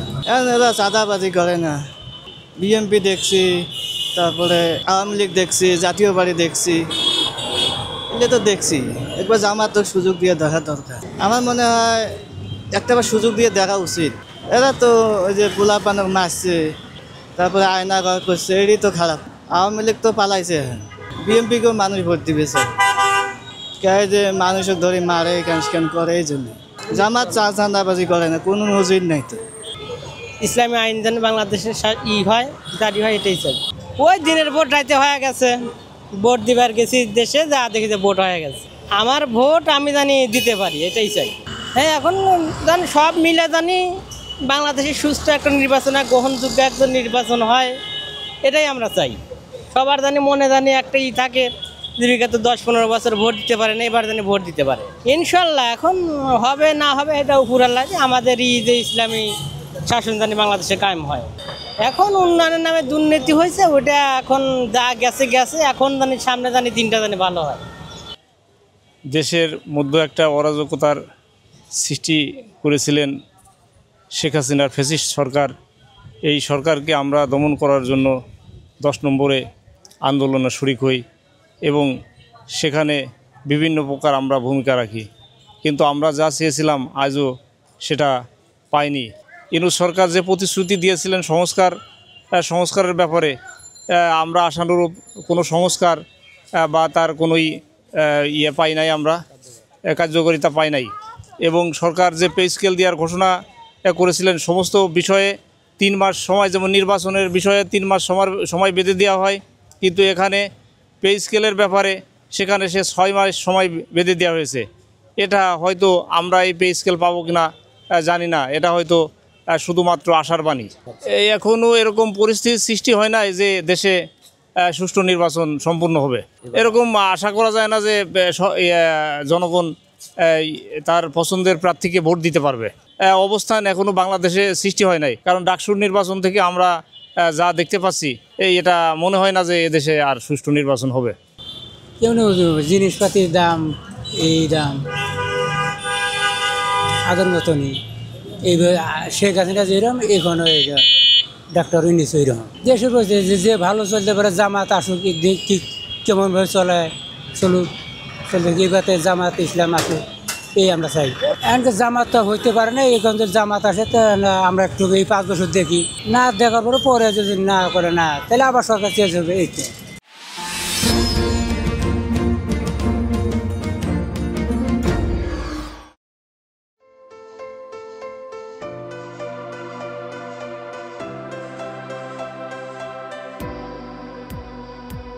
প্রথমবারের মতো বিলিয়নিয়ার ক্লাবের সদস্য হলেন বলিউডের জনপ্রিয় অভিনেতা শাহরুখ খান।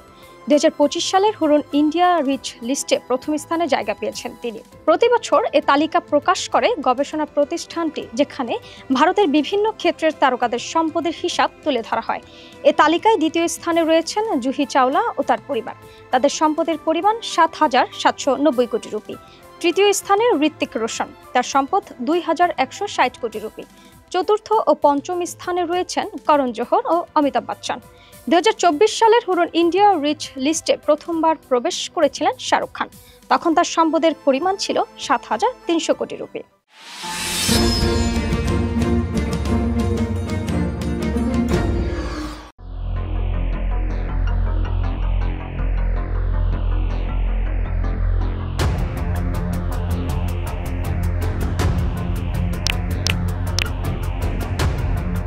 ফিলিপাইনের মধ্যাঞ্চলে 6.9 মাত্রার শক্তিশালী ভূমিকম্পে নিহতের সংখ্যা বেড়ে দাঁড়িয়েছে 69 জনে। মৃত্যুর খবর পাওয়া গেছে, আহতদের সংখ্যা 1.5 শতাধিক। হতাহতের সংখ্যা আরও বাড়তে পারে বলে শঙ্কা করা হচ্ছে। মার্কিন ভূতাত্ত্বিক জরিপ সংস্থা জানায়, মঙ্গলবার স্থানীয় সময় রাত 9:59 সেবু দ্বীপের উত্তর প্রান্তে প্রায় 90,000 অধিবাসীর শহর বোগোর কাছে ভূমিকম্পটির উৎপত্তি। প্রথম কম্পনের পর নিকটবর্তী এলাকায় অন্তত 4 দফা 5 মাত্রার বেশি শক্তিশালী আফটার শক অনুভূত হয়। দেশটির দুর্যোগ ব্যবস্থাপনা কর্তৃপক্ষ জানায়, প্রাথমিকভাবে 26 জনের মৃত্যুর খবর পাওয়া গেলেও বুধবার নতুন করে নিশ্চিত হওয়া সংখ্যাটি আপাতত 69 জন। তবে ভয়াবহ এক ভূমিকম্পে হতাহতের সংখ্যা আরও বাড়তে পারে বলে আশঙ্কা করা হচ্ছে। উদ্ধারকর্মীরা জীবিতদের খুঁজে বের করতে তৎপরতা চালাচ্ছেন। সেনা সদস্য, পুলিশ ও স্থানীয় স্বেচ্ছাসেবীরা ব্যাকহো, স্নিফার ডগ নিয়ে ধ্বংসস্তূপে উদ্ধার কাজ চালাচ্ছেন। সিভিল ডিফেন্স অফিসের উপপ্রশাসক বার্নার্দো রাফায়েলিতো আলেহান্দ্রো বলেন, আমরা এখন উদ্ধার কার্যক্রমের মধ্যে আছি। অনেক মানুষ ধ্বংসস্তূপের নিচে চাপা পড়ে আছে বলে রিপোর্ট পাচ্ছি। স্থানীয় কর্তৃপক্ষ সেবুর কিছু এলাকায় জরুরি অবস্থা ঘোষণা করেছে। ভূমিকম্পে বিদ্যুৎ বিভ্রাট এবং ভবন ধসে পড়ার ঘটনা ঘটেছে। স্থানীয় টেলিভিশন ফুটেজে দেখা গেছে, মোটরসাইকেল আরোহীরা সেতুতে তীব্র কাঁপনের কারণে বাইক থেকে নেমে রেলিং আঁকড়ে ধরেছেন। সেবু প্রাদেশিক গভর্নর পামেলা বারিকুয়াত্রো এক ভিডিও বার্তায় জানায়, ক্ষয়ক্ষতির পূর্ণ মাত্রা এখনও জানা যায়নি। তিনি বলেন, এটি হয়তো আমাদের ধারণার চেয়েও ভয়াবহ হতে পারে। গভর্নর বারিকুয়াত্রো আরও জানান, বহু ঘরবাড়ি ও একটি হাসপাতাল ক্ষতিগ্রস্ত হয়েছে।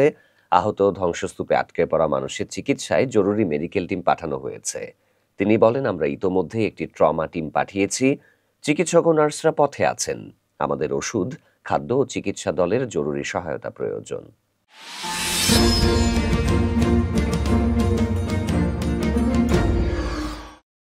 71 সালে বঙ্গবন্ধু উদ্যোগ নিয়েছিল জুলুম নিপীড়ন থেকে রক্ষা করবে জাতিকে। বঙ্গবন্ধু মলি গেছে, ভালো কথা, তাকে আমি স্যালুট করি। পুরানা মানুষ, জ্ঞানী মানুষ, সম্মান করি। পরবর্তী হাসিনা যখন দেশ চালাইলো, তাই কি বঙ্গবন্ধুর কিন্তু আদর্শ সে মানে নাই, তার মানে তার বাবার কথা সে রাখে নাই, এই কারণে তারও পতন হয়েছে। এখন বিএনপি বড় দল, এই ক্যামেরা, আপনাদের ক্যামেরায় আমি খবরে দেখি প্রতিদিন তারা ভোট চায়। নিরপেক্ষ ভোট দাও, নিরপেক্ষ ভোট দাও, তত্ত্বাবধায়ক সরকার বলতেছে, চাপ দিতেছে, ভোট দাও। এখানে ভোট দিলে কি সমস্যার সমাধান শেষ? প্রেসিডেন্ট জিয়া কি করছিল? প্রেসিডেন্ট জিয়া খাল খনন করতো, মাটি কাটতো, নিজে টুপড়ি কাঁধে নিয়ে। প্রেসিডেন্ট জিয়া মানুষের পাশে দাঁড়াইতো, এটা তার আদর্শ ছিল। তাহলে কি এখন যারা দেশ চালাইতেছেন, আপনার ক্যামেরার মাধ্যমে আমি তারেক জিয়ার উদ্দেশ্যে বলছি, আপনি কি আপনার বাবার আদর্শ নীতি কি ফলো করছেন? আপনার দলের নেতাকর্মী প্রেসিডেন্ট জিয়ার কি আদর্শ নীতি ফলো করছে? দল চালাতে গেলে ফলো করতে হবে, তবে এই দেশের মানুষের মুখে হাসি ফুটবে। মির্জা ফখরুল ইসলাম কি এখন পর্যন্ত মাটি কাটছে? কোনো মানুষের পাশে দাঁড়াইছে? রুহুল কবির রিজভী এখন পর্যন্ত কি মাটি নিয়ে মাটির গর্ত কাটছে? তারা কি মানুষের পাশে দাঁড়াইছে? একটা ভাষা তারা শিখছে, ভোট দাও। আরে ভোট দিলে কি সমস্যার সমাধান হবে? আমি সব দিক গবেষণা করে দেখছি। হ্যাঁ, ইরশাদও আমাদের বয়সকে, যেহেতু সিনিয়র মানুষ, সবসময় ভাই আমার বয়সের একদিন সিনিয়র, তাকে আমি স্যালুট করি, তার দোষ থাক আর গুণ থাক। একটা যারা জ্ঞানী মানুষ, একদিন বয়স হলে তাকে একটা সম্মান দিতে হয়। তাই ইরশাদ মোটামুটি ভালো ছিল। বর্তমান জাতীয় পার্টি তার আদর্শ মেনে তারাও রাজনীতি করতেছে না। এই আদর্শ না মানাটাই একটা জাতিকে ধোঁকা দেওয়ার একটা রাস্তা। দল মানে কি বলে মানুষ এক জায়গায় হলে এটাকে দল বলা হয়। দল মানে একটা শক্তি। তারা দল করে গণতন্ত্রের জন্য বলতেছে। যখন দলটা ক্ষমতায় আসে তখন দেখা যায় গণতন্ত্র নাই, দলীয় তন্ত্র কায়েম করে। মূল কথাটা হলো দল। তখন একটা দলের কাছে আমরা জিম্মি হয়ে যাই, তার একটা বল প্রয়োগ করে আমাদের কাছে। এগুলোর থেকে বেরিয়ে আসা লাগবে। এগুলোর থেকে বেরিয়ে আসার উপায় কি?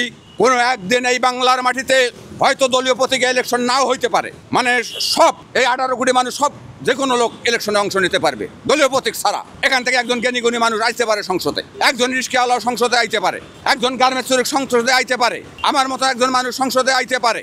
এই যখন আপনি দলীয় কথাটা বলেন তখন আমরা দলের কাছে জিম্মি হয়ে যাই, দলের কাছে ভোট দিয়া আটকা পড়ে যাই। তখন কথা বলে একরকম, বাস্তব চিত্র ভিন্ন রকম। এই ভিন্ন রকম চিত্র দেখতে যাইয়া আমরা কিন্তু 54টা বছর আমাদের মাঝ থেকে হারিয়ে গেছি। আমি যদি আপনাকে বলি আমার আজকে বয়স হয়েছে, আজকে যদি আমি মারা যাই, আমি জাতিকে, আমার ছেলে সন্তানকে আমি কোথায় রেখে গেলাম? তারা কি আমাদের ছেলে সন্তান ওই কলম চোরের কাছ থেকে কি রক্ষা পাবে? নিরাপদ কি না? এগুলোকে থেকে বেরিয়ে আসা লাগবে। আপনার সন্তান মানে আমার সন্তান। স্বাধীন বাংলাদেশের 18 কোটি মানুষ, প্রত্যেকটা মানুষ একটা পরিবারের সদস্য। আমরা একটা পরিবারের সদস্য হিসাবে বসবাস করব শান্তিতে। এই যে আপনি একটু আগে বললেন দুর্নীতির কথা, দুর্নীতির আমি তো ক্যামেরায় কয়টা ফয়সালা দেবো? এই যে দেখেন একটা মানুষের 10টা ফ্ল্যাট, এটা আমি ক্ষমতা এলে থাকবে না। একটা মানুষের 10টা গাড়ি চলে রোডে, বড় লোকের ভিআইপি গাড়ি, এটাও থাকবে না। এই দেশে কোনো শৃঙ্খলা নাই, কার কতটা গাড়ি চলবে, কে কতটা ফ্ল্যাট কিনবে, কোনো জায়গায় আমরা এখন পর্যন্ত হাত দিতে পারি নাই। এটা ডক্টর ইউনূসের ওই ডিগ্রি দিয়া সম্ভব না।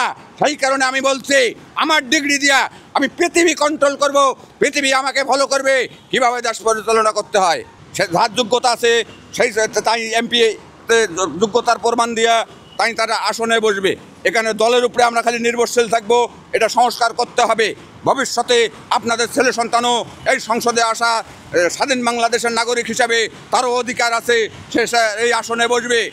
এই কারণে আমি বলছি, আমি যদি ক্ষমতায় আসতে পারি, আমি তো বেসিক ধারণা বলেন, বেসিক ধারণা আমি যেটা দেব, আমি আপনাকে ক্যামেরার মাধ্যমে স্বাধীন বাংলাদেশের 18 কোটি মানুষ আমাকে যদি সুপারিশ করে 94 দিনের মধ্যে আপনাদেরকে আপনারা ঘর ঘর আপনারা ক্যালকুলেটার টিপিয়া বুঝবেন 90 দিনের মধ্যে দেশ কোথায় গেছে আর 54 বছর দেশ কোথায় গাতায় পড়েছিল।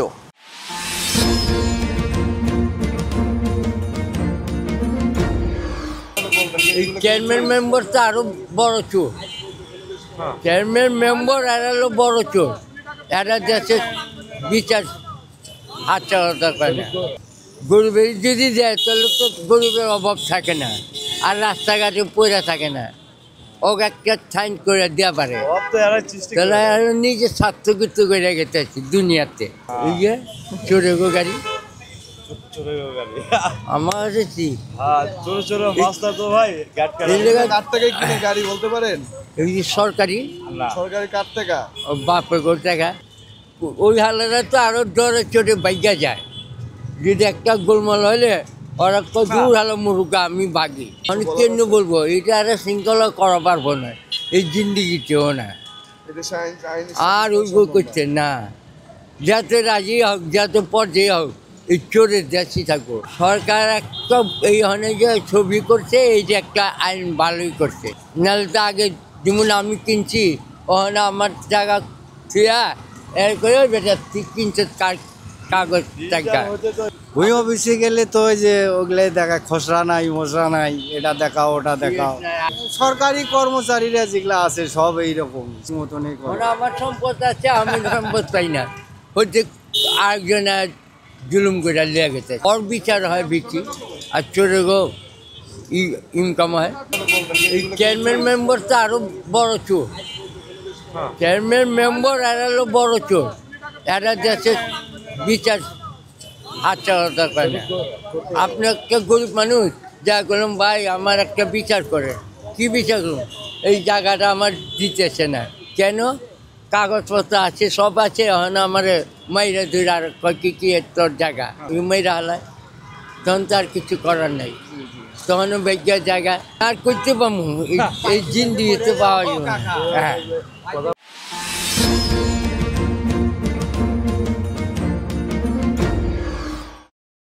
এখন 5 আগস্ট পরে অটো নিয়ে চালাই, ঠিক আছে। এই জন্য কিছু সরকার প্রশিক্ষণ দিতে হবে নতুন ড্রাইভারের জন্য, এটা প্রশিক্ষণটা দিলে ভালো হবে। হুন্ডা আছে 5 লাখ, ঘোড়ার অটো আছে 10 লাখ, তাহলে ওদের থেকে আমাদের সংখ্যাটা বেশি না। ডাক্তার ইউনূস স্যারে বললাম যে বললো যে হুন্ডা বা প্রশিক্ষণ মানে ড্রাইভারের প্রশিক্ষণ নেওয়ার লাগে বলছিলাম যে ডক্টর ইউনূস স্যার তো থাকবে না, হয়তো আরেক সরকার আসবে, তাই না। যে সরকারে আসুক মানে একটু নিয়ন্ত্রণ করা দরকার, প্রশিক্ষণ দেওয়া দরকার। রিক্সা ড্রাইভার অটো যদি পারমিশন দেয় তাহলে অটোর একটু পারমিশন দেওয়া দরকার ছিল। এটার জন্য একটা প্রশিক্ষণ দেওয়ার দরকার সরকারের। কারণ কি লেগে কিছু কিছু মানে বাংলা গাড়ির ড্রাইভার আছে যারা পুরান ড্রাইভার, আমরা ঢাকা শহর 2022 সালে এসে আগে পায়ে রিক্সা চালাইতাম, এখন 5 আগস্ট পরে অটো নিয়ে চালাই, ঠিক আছে। এই জন্য কিছু সরকারের প্রশিক্ষণ দিতে হবে নতুন ড্রাইভারের জন্য, এটা প্রশিক্ষণটা দিলে ভালো হবে। না আজ আগে ছিল, ঠিক আছে, যে বেটি 17 বছর দেশ চলে গেছে এই বেটি তো চলার পারমিশন দিয়ে গেছে এক সাইড দিয়ে। ফুট করে তো আরেক সরকার বন্ধ করে নিষেধ পারবো না। হুন্ডা আছে 5 লাখ, ঘোড়ার অটো আছে 10 লাখ, তাহলে ওদের থেকে আমাদের সংখ্যাটা বেশি না, বুঝতে হবে সবারই। যে সরকারে আসুক তার বুঝতেই হবে। কর্মযোগ আমাদের অটো বন্ধুদের কর্মযোগ, একটা কর্মস্থলে আমরা ফিরে যাবো, অটো চালাবো না। এর আগে আপনি কি করতেন? পায়ে রিক্সা চালাইতেন। পায়ে রিক্সা কেন চাললেন? পায়ে রিক্সা ছাড়ছে, এখন খ্যাপ পড়ে না, সবাই রিক্সায় পাগল, সবাই অটো রিক্সার পাগল। অটো রিক্সা ছাড়া পায়ে রিক্সা উঠতে চায় না। কেন অটো রিক্সা যেতে ওঠে না, যাত্রী ওঠে না, তাদের এখন সময় কম, যাইতে দ্রুত যাবে, 10 টাকা 20 টাকা বেশি লাগলো অটোতেই যায়। যদি 50 টাকা বেশি চান আপনি, ইনকাম বাণিজ্য কি আপনার বাড়ছে? হ্যাঁ একটু বাড়ছে আর কি। এই মানে আগের মতো, আগে যখন প্রথম নিতাম অনেক কমে গেছে একটু, তারপরে চলার মতো আর কি হয়। 500 টাকা জমা দিতে হয়, দিয়ে তারপরে গাড়ি বাজার টাকা নিতে হয়। অন্যজনকে ভাড়া গাড়ি চালান নাকি? হ্যাঁ। আর পায়ে চালা রিক্সা জমা কত ছিল? 120 টাকা 100 টাকা। আচ্ছা। আর এখন 500 টাকা জমা দিতে হয় গাড়িটা। ওই ডাক্তার ইউনুস স্যারে বললাম যে বললো যে হুন্ডা বা প্রশিক্ষণ মানে ড্রাইভারের প্রশিক্ষণ নেওয়ার লাগে বলছিলাম যে ডক্টর ইউনুস স্যার তো থাকবে না, হয়তো আরেক সরকার আসবে, তাই না? যে সরকারে আসুক মানে একটু নিয়ন্ত্রণ করা দরকার, প্রশিক্ষণ দেওয়া দরকার। রিক্সা ড্রাইভার অটো যদি পারমিশন দেয় তাহলে অটোর একটু পারমিশন দেওয়া দরকার ছিল। আমরা তো এখন কোনো সরকারের আশা ভরসা পাঠাই কোনো বিষয়ে আন্দোলন কাজ সাপোর্ট নিয়ে আন্দোলন করবো, কথাটা বদল নাই। যে একটা যদি আমাদের বলতো যে তোমাদের ড্রাইভিং লাইসেন্স বানাই দেবো বা তোমরা এইভাবে চলবা বা এরকম কোনো কিছু মানে যেখানে যাচ্ছি মাসে 2-3 রেকার বিল দেওয়া লাগে সব জায়গায়, মাসে 3 রেকার বিল ফিক্সড, এটা কোনো মাপ নাই। রেকার বিল কয় টাকা করে দেন? 1200 টাকা। আবার ডাং ভেঙে গেলে 2500 টাকা খরচ হয়। ওখান থেকে গাড়ি ছুটে আনতে গেলে? হ্যাঁ, এখানে মামলা ভাঙতে গেলে নগদ 1200 টাকা, ডাক ভেঙে গেলে 2500 টাকা খরচ হয়। সরকারি কি কি সুযোগ সুবিধা এই পর্যন্ত পাইছেন আপনি? সরকারি সুবিধা কোনো কিছুই পাই না এখন পর্যন্ত, চাউল ডাল সব কিনে খাই ভাই, কোনো কিছুই পাই না এখন। হাসপাতালে ওষুধ পাইছেন? সরকারি ওষুধ? না না না। এই যে চিকুনগুনিয়া ডেঙ্গু রোগে 2 জামাই বউ হাসপাতালে চিকিৎসা করে 10,000 টাকা সুস্থ হয়ে যে রাস্তায় নামছি। 4 দিন ধরে আবার গাড়ি চালাইতেছি। 1 সপ্তাহ আগে অসুস্থ ছিলাম, এখনো হাত পা শরীর ব্যথা। হ্যাঁ, চিকুনগুনিয়া জ্বর। হাসপাতালে ডাক্তারের কাছে গেলে একটা সুই নিতে গেলে সেই পুশ করে দেবো, সুইয়ের দাম 200 টাকা চায়। ইঞ্জেকশনটাতে দেবো 200 টাকা চায়। বা হাসপাতালে যান।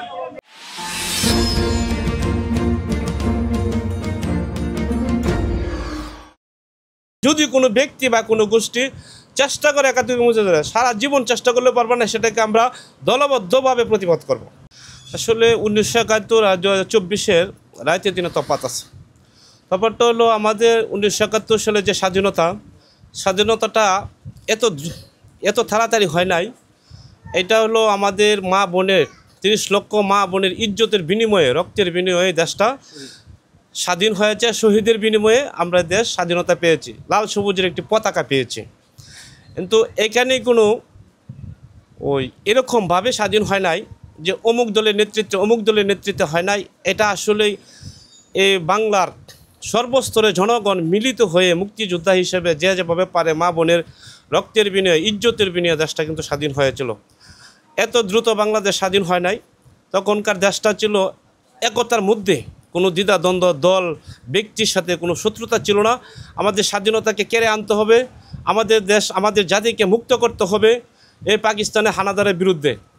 এটা আমাদের খুব কঠিন ছিল। আর এটার সাথে যদি 24-এ গণঅভ্যুত্থান তুলনা করে, এটা সঠিক হবে না। কারণ এটা আমরা নিজেদের মধ্যে তর্ক লেগে একজন অন্যায় করছে, তাকে প্রতিবাদ করতে গিয়ে তার থেকে এতে কিন্তু দেশ স্বাধীন বলা যায় না। এটাকে দ্বিতীয় স্বাধীন আমার দৃষ্টিকোণ থেকে এটা হয় না। আমরা রক্তের বিনিময়ে, বোনের ইজ্জতের বিনিময়ে, অনাহারের বিনিময়ে, পঙ্গুত্বের বিনিময়ে, জীবনের বিনিময়ে আমরা 71 স্বাধীন, আমাদের পুরুষরা স্বাধীন পেয়েছে, আমরা স্বাধীন দেশে বসবাস করতেছি। তার মানে এই নয় যে আমরা 24-এ একটা গোষ্ঠী, একটা দলকে ত্বরান্বিত করে, দেশকে নতুনভাবে স্বাধীন করেছে। এটা আমার যুক্তিতে মিলে না, এটা আসলে মিলার কথাও না। জানি না এ দেশ কীভাবে এটাকে 24-এ স্বাধীন হিসাবে গণ্য করে। তবে 1971 আমাদের প্রিয় স্বাধীনতা, আমাদের লাল সবুজের পতাকা, আমাদের বাংলাদেশ একটা বন্টন হয়েছিল সেই 71 সালে। আমরা কিন্তু যে 24-এ যে 71-কে সামনে আনছে আসলে ঠিক না। আমরা কিন্তু অভাব বোধ করি না, আমরা কোনো লক্ষ লক্ষ শহীদ হয়ে দেশ স্বাধীন করছি না। হয়তো আমাদের আন্দোলন করতে গিয়ে কিছু মানুষ আমরা জীবন দিয়েছি বা শহীদ হয়েছি। তার মানে 71-কে 24-এর সাথে তুলনা করা সঠিক হবে না। অবশ্যই আমি বলবো যে আজকে যে আমাদের বাংলা ভাষার যে কথাগুলো, আমরা যে বাংলা আমাদের মায়ের ভাষার যে কথা বলতেছি, এইটাও সেই 71-এ 30 লক্ষ মা বোনের শহীদদের রক্তের বিনিময়ে, ইজ্জতের বিনিময়ে, অনাহারের বিনিময়ে আমরা বাংলা ভাষা স্বাধীনতার কথা বলতেছি না। ওইটা আসলে যারা শহীদ হয়েছে, যারা আহত হয়েছে, তারা আমাদের দেশের জন্য একজন সরেসার গোষ্ঠীর বিরুদ্ধে হয়েছে, দেশকে দুর্নীতিমুক্ত করার লক্ষ্যে হয়েছে। তাদেরকে 71-এর স্বাধীনতার সাথে তুলনা করে তাদেরকে কিছু করা, এটা আমি মনে করি না। তাদেরকে এই দেশের জনগণ আছে, যে সরকার আছে, তাদেরকে আর্থিকভাবে তাদেরকে সহযোগিতা করা আমিও চাই, আমার মনে হয় দেশের সরকারও চায়, দেশের সকল জনগণই চায়। আমরা চাই তাদের পাশে আমরাও দাঁড়াই, যাতে এরকম দুর্নীতিবাজ করলে যাতে কোনো সরকারি তাদের মতো হাল অবস্থা হয়, আমরা যেন এর মনে হয় তাকে তাদের সহযোগিতার মাধ্যমে আমরা এটা বোঝাতে চাই যে কোনো সরকার এদেশে আসবে দুর্নীতির সাথে জড়িত থাকবে, আমরা সাধারণ মানুষ তাদেরকে আমরা যত ওই 24কে উপলব্ধি করে আমরাও যেন দ্রুত তাদেরকে এই দেশ থেকে প্রত্যাহার করতে পারি। না 24 আন্দোলন তো আমরা করছি, হয়তো ঢাকা করি নাই, আমাদের এলাকায় আমরা করেছি, কিন্তু এর জন্য তো আমি মুক্তিযোদ্ধা 24শে মুক্তিযুদ্ধের স্বাধীনতা আমি দাবি করতে পারি না। আমি এই দেশের জন্য লড়েছি, এই দেশের জন্য শ্রম দিয়েছি, একটি গোষ্ঠীকে একটি দলকে ত্বরান্বিত করার জন্য এরা যে অবস্থা দেশের দুর্নীতিবাজ শুরু করছে, একনায়কতন্ত্রের দিকে চলে নিতেছে, এটা মানুষের মধ্যে যখন আঘাত লাগছে, আমাদের মৌলিক অধিকার যখন আমরা আমাদের কাছ থেকে চিনিয়ে নিচ্ছে, তখন এই দেশের মানুষ জাগ্রত হয়েছে। এই দল কিন্তু কোনো দল কিন্তু এই 24 স্বাধীন করে নাই, এই দেশের জনগণ আম জনতা সর্বস্তরের মানুষগুলা একত্রিত হয়ে তাদের আমরা এই 24-এর বিজয় লাভ করেছি আমরা। এটা আসলে বাংলাদেশটাই আসলে আমাদের দুর্নীতি যে কোনো দলে যাক দুর্নীতি বন্ধ করতে পারবে না। এটাকে কেন্দ্র করে কিছু মানুষ বা কিছু গোষ্ঠী নিজেকে বড় করে নেওয়ার জন্য, আত্মসাৎ করার জন্য কিছু ফায়দা খুঁজছে। এটাও আমরা এদেশের জনগণ আমরা হতে দেব না, আমরা ওইদিকে সোচ্চার আছি। আর এরকম দুর্নীতিবাজ যেন দেশে আর প্রতিষ্ঠিত না হয়, সেদিকে এদেশের মানুষ সর্বস্তরের মানুষ সজাগ সচেতন আছে। অবশ্যই 71 আছে, 71 থাকবে, এটা কেমন পর্যন্ত থাকবে। যদিও 24 দিয়ে বলতে চায়, বলা যাবে না। এটা কেমনে বলে যাবেন যে আমার মায়ের রক্তের বিনিময়ে, আমার বোনের রক্তের বিনিময়ে, আমার বাবার রক্তের বিনিময়ে এ দেশ স্বাধীন হয়েছে। এই দেশের যারা পরিচালনা করত, তাজউদ্দিন সাহেব, জিয়া রহমান সাহেব, মুজিবুর সাহেব, এদের যে নেতৃত্বে দেশ স্বাধীন হয়েছে, এটা তো বলা যাবে না, এদেরকে তো বলা যাবে না। এদেরকে তো 71-এ রাখতেই হবে, 71-এ থাকবে, এরা ছিল, থাকবে। 71 যদি এই দেশের জনগণ মুছে দিতে চায়, ইচ্ছে করলে পারবে না। যদি কোনো ব্যক্তি বা কোনো গোষ্ঠী চেষ্টা করে 71-কে মুছে দিতে, সারা জীবন চেষ্টা করলে পারবে না, সেটাকে আমরা দলবদ্ধভাবে প্রতিবাদ করব।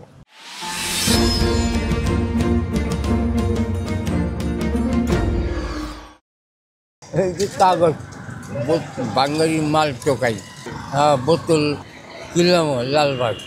ওখানে কি একাই থাকেন? হ্যাঁ। মেসে থাকেন? না, মেসে থাকি না, ভাড়া থাকি। রাস্তায়? রিক্সা? রিক্সা গ্যারেজে। ভাড়া দিয়া খরচ ওঠে? না, এই যে 200-300 মারছি, আর আল্লাহ দিদি দেয় 200-400 মারামারি। উনি কি ওইখানে থাকেন, একসাথে থাকেন আপনারা? না, ওই ফেলাটে থাকে মর্গে, ওই আর লেগে তো আমি আইরে গেছি গা, নাহলে আমি 8-10টা বাড়ি বেচছি, 8-10টা। চিকিৎসা করছে, এনে পোলাবান্ড বাক করে দিয়ে দিছে। আজকে পোলাবান্ডা দিঘা না, ওরা বিয়ে শাদি করে যার যার সংসার আলগা খায়, খালি ছোটো পোলাটা লগে থাকে। ওই ডাল ওরা মিলা জিলা খাওয়ায়, চালায়। ওই 2 হপ্তাহ 1 হপ্তাহ পর যায় পোলারা, আর মারে বাজারে সরকারে। আর আমি তো মন চাইলে দিল, না দিলে নাই। ওই যে দিছিল, আমি তার মোবাইল চালাবাই না, ওই চোরে রেখে খাইছে পাতা। আচ্ছা, বয়স্ক ভাতা দিছিল আপনাকে? লিকার দিছিল, দিয়া মানে ফার্ম দিচ্ছে, সব কিছু করছে মহল্লা, মানে ওর বাদে গেছি বাদে মোবাইলের চার্জ, মোবাইলের কথা না আমি পাই না, বুঝিও না, এই জায়গায় আর পাইলাম না। এটা অনেক মানুষ পাইছে, আমি পাইনি, ইচ্ছুক না। এই পর্যন্ত 80 বছর বয়সে কোনো ধরনের সুযোগ সুবিধা সরকারি পান নাই? না, আল্লাহ জানে ওরা ঠিক করে না করে, বেইমানরা। কী কমু, এইখানে তো যেমন ব্যাটারি আনছে, ব্যাটারি চার্জ এখানে আগে তো আর ছিল না। পায়ের গাড়ি, যেমন এই যে আমরা পায়ের গাড়ি চালাই, পায়ের গাড়ি আমরা যাই তাই 500 টাকা আল্লাহ দিলে পাইতাম আধা বেলা চালাইলে, আর ওখানে 200-300 চালাইতেই কষ্ট। তাহলে দুনিয়াটা এই গরিবের লেগে কোনো রাজা বাদশা করে নেই, একজনই শিলা, আল্লাহরও শিলা। যেমন আপনি আমারে দিলেন, আমার দিলেন কেন দিলেন, আল্লাহরও শিলা আমি পাইলাম।